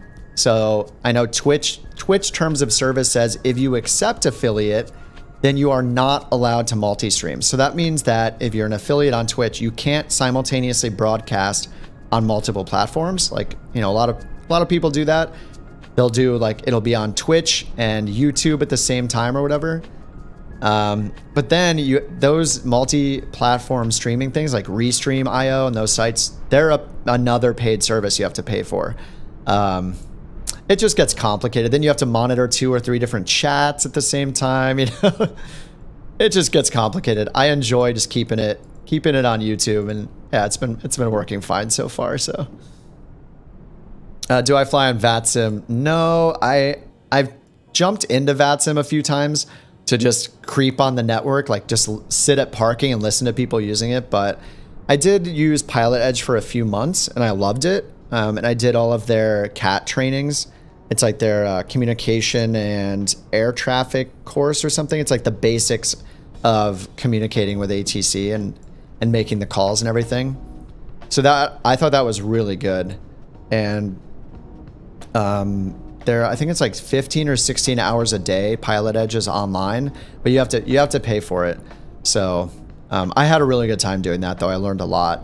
I would definitely be rusty if I tried it now, just making my calls. But yeah, I at some point I'll do VATSIM. I keep saying that. I've probably been saying that for like a year. Yeah, I just haven't done it yet. It just adds to the realism 100% though. The moment you start talking to a human, it's like, you might as well be flying a real plane, it feels like. Obviously it's not that, you know, flying for real is probably much more stressful, but of course, but yeah, even just doing it on VATSIM, for me, I'm just like, wow, or on Pilot Edge, I was just like, it feels instantly real. It's crazy how much it adds to the experience. It's also like kind of intimidating, I think, to hop onto VATSIM. Cool to see videos with Pilot Edge or an ATC network. Yeah, that's true. I think they're okay with people recording it as well. I don't even think you have to ask for permission. I know with VATSIM you're allowed to. I'm not sure what the Pilot Edge like terms of use are or anything, but I have seen videos on YouTube of people doing Pilot Edge stuff. We got twins here. We got a twin in the cockpit. All right, let me check my on-air results here. Smooth landing. Oh, very smooth landing. Awesome. So is that like 3 feet per second? What is that? 0.94 meters per second. I wish it would show feet per minute. Or sorry, feet per, so there'd be 3 feet, roughly 3 feet per second, which would be, what, 180 feet per minute, I guess? So a little under 200 feet per minute. I guess that's pretty good. So we got some monies. And now we are in Wisconsin. Let's check out on the map where we're at. Hey, Mike, thanks a lot. Thanks for hanging out, dude. Hopefully see you the next one. Have a good rest of your day or night. Yeah, so we're at KIWD. So we are in Wisconsin now. So in the next stream, we'll make our way down the coast. Make our way to the east and then down the coast along Lake Michigan here. So we'll go to the east and then, yeah, we'll find a route that goes down along Lake Michigan. Fly over Green Bay. We can find Lambeau Field there and then fly down, at least fly near Chicago or over Chicago. Someone I think lives in Milwaukee in chat, so they said to wave as we pass by. And then we'll get down to Chicago just to see Chicago since we're so close. And then from there we'll fly in towards New England. All right, that was fun. Thanks so much everybody for hanging out as always. I'm gonna go get some lunch. It was a good 3-hour stream. We did 2 flights. So first approach we did was an LP approach. So that's localizer performance, just a horizontal guidance. And then we did LP+V, which is the next step up with vertical guidance, localizer performance with vertical guidance. So we did those 2 approaches today. That was pretty good. The first one was way worse than the second one. The second landing was much better. So, oh, Stormo, thanks for hanging out too. Tom, have a good one. Jack, have a good one. Bob, and yeah, Stormo, thanks for glad you found the channel, and thanks for hanging out and for the stream. So maybe see you in the next one. Thanks for the sub, appreciate it. And I'll see you guys in the next stream. So yeah, have a good day or good night wherever you're at. Stay safe and have fun flying. And I'll see you next time, hopefully.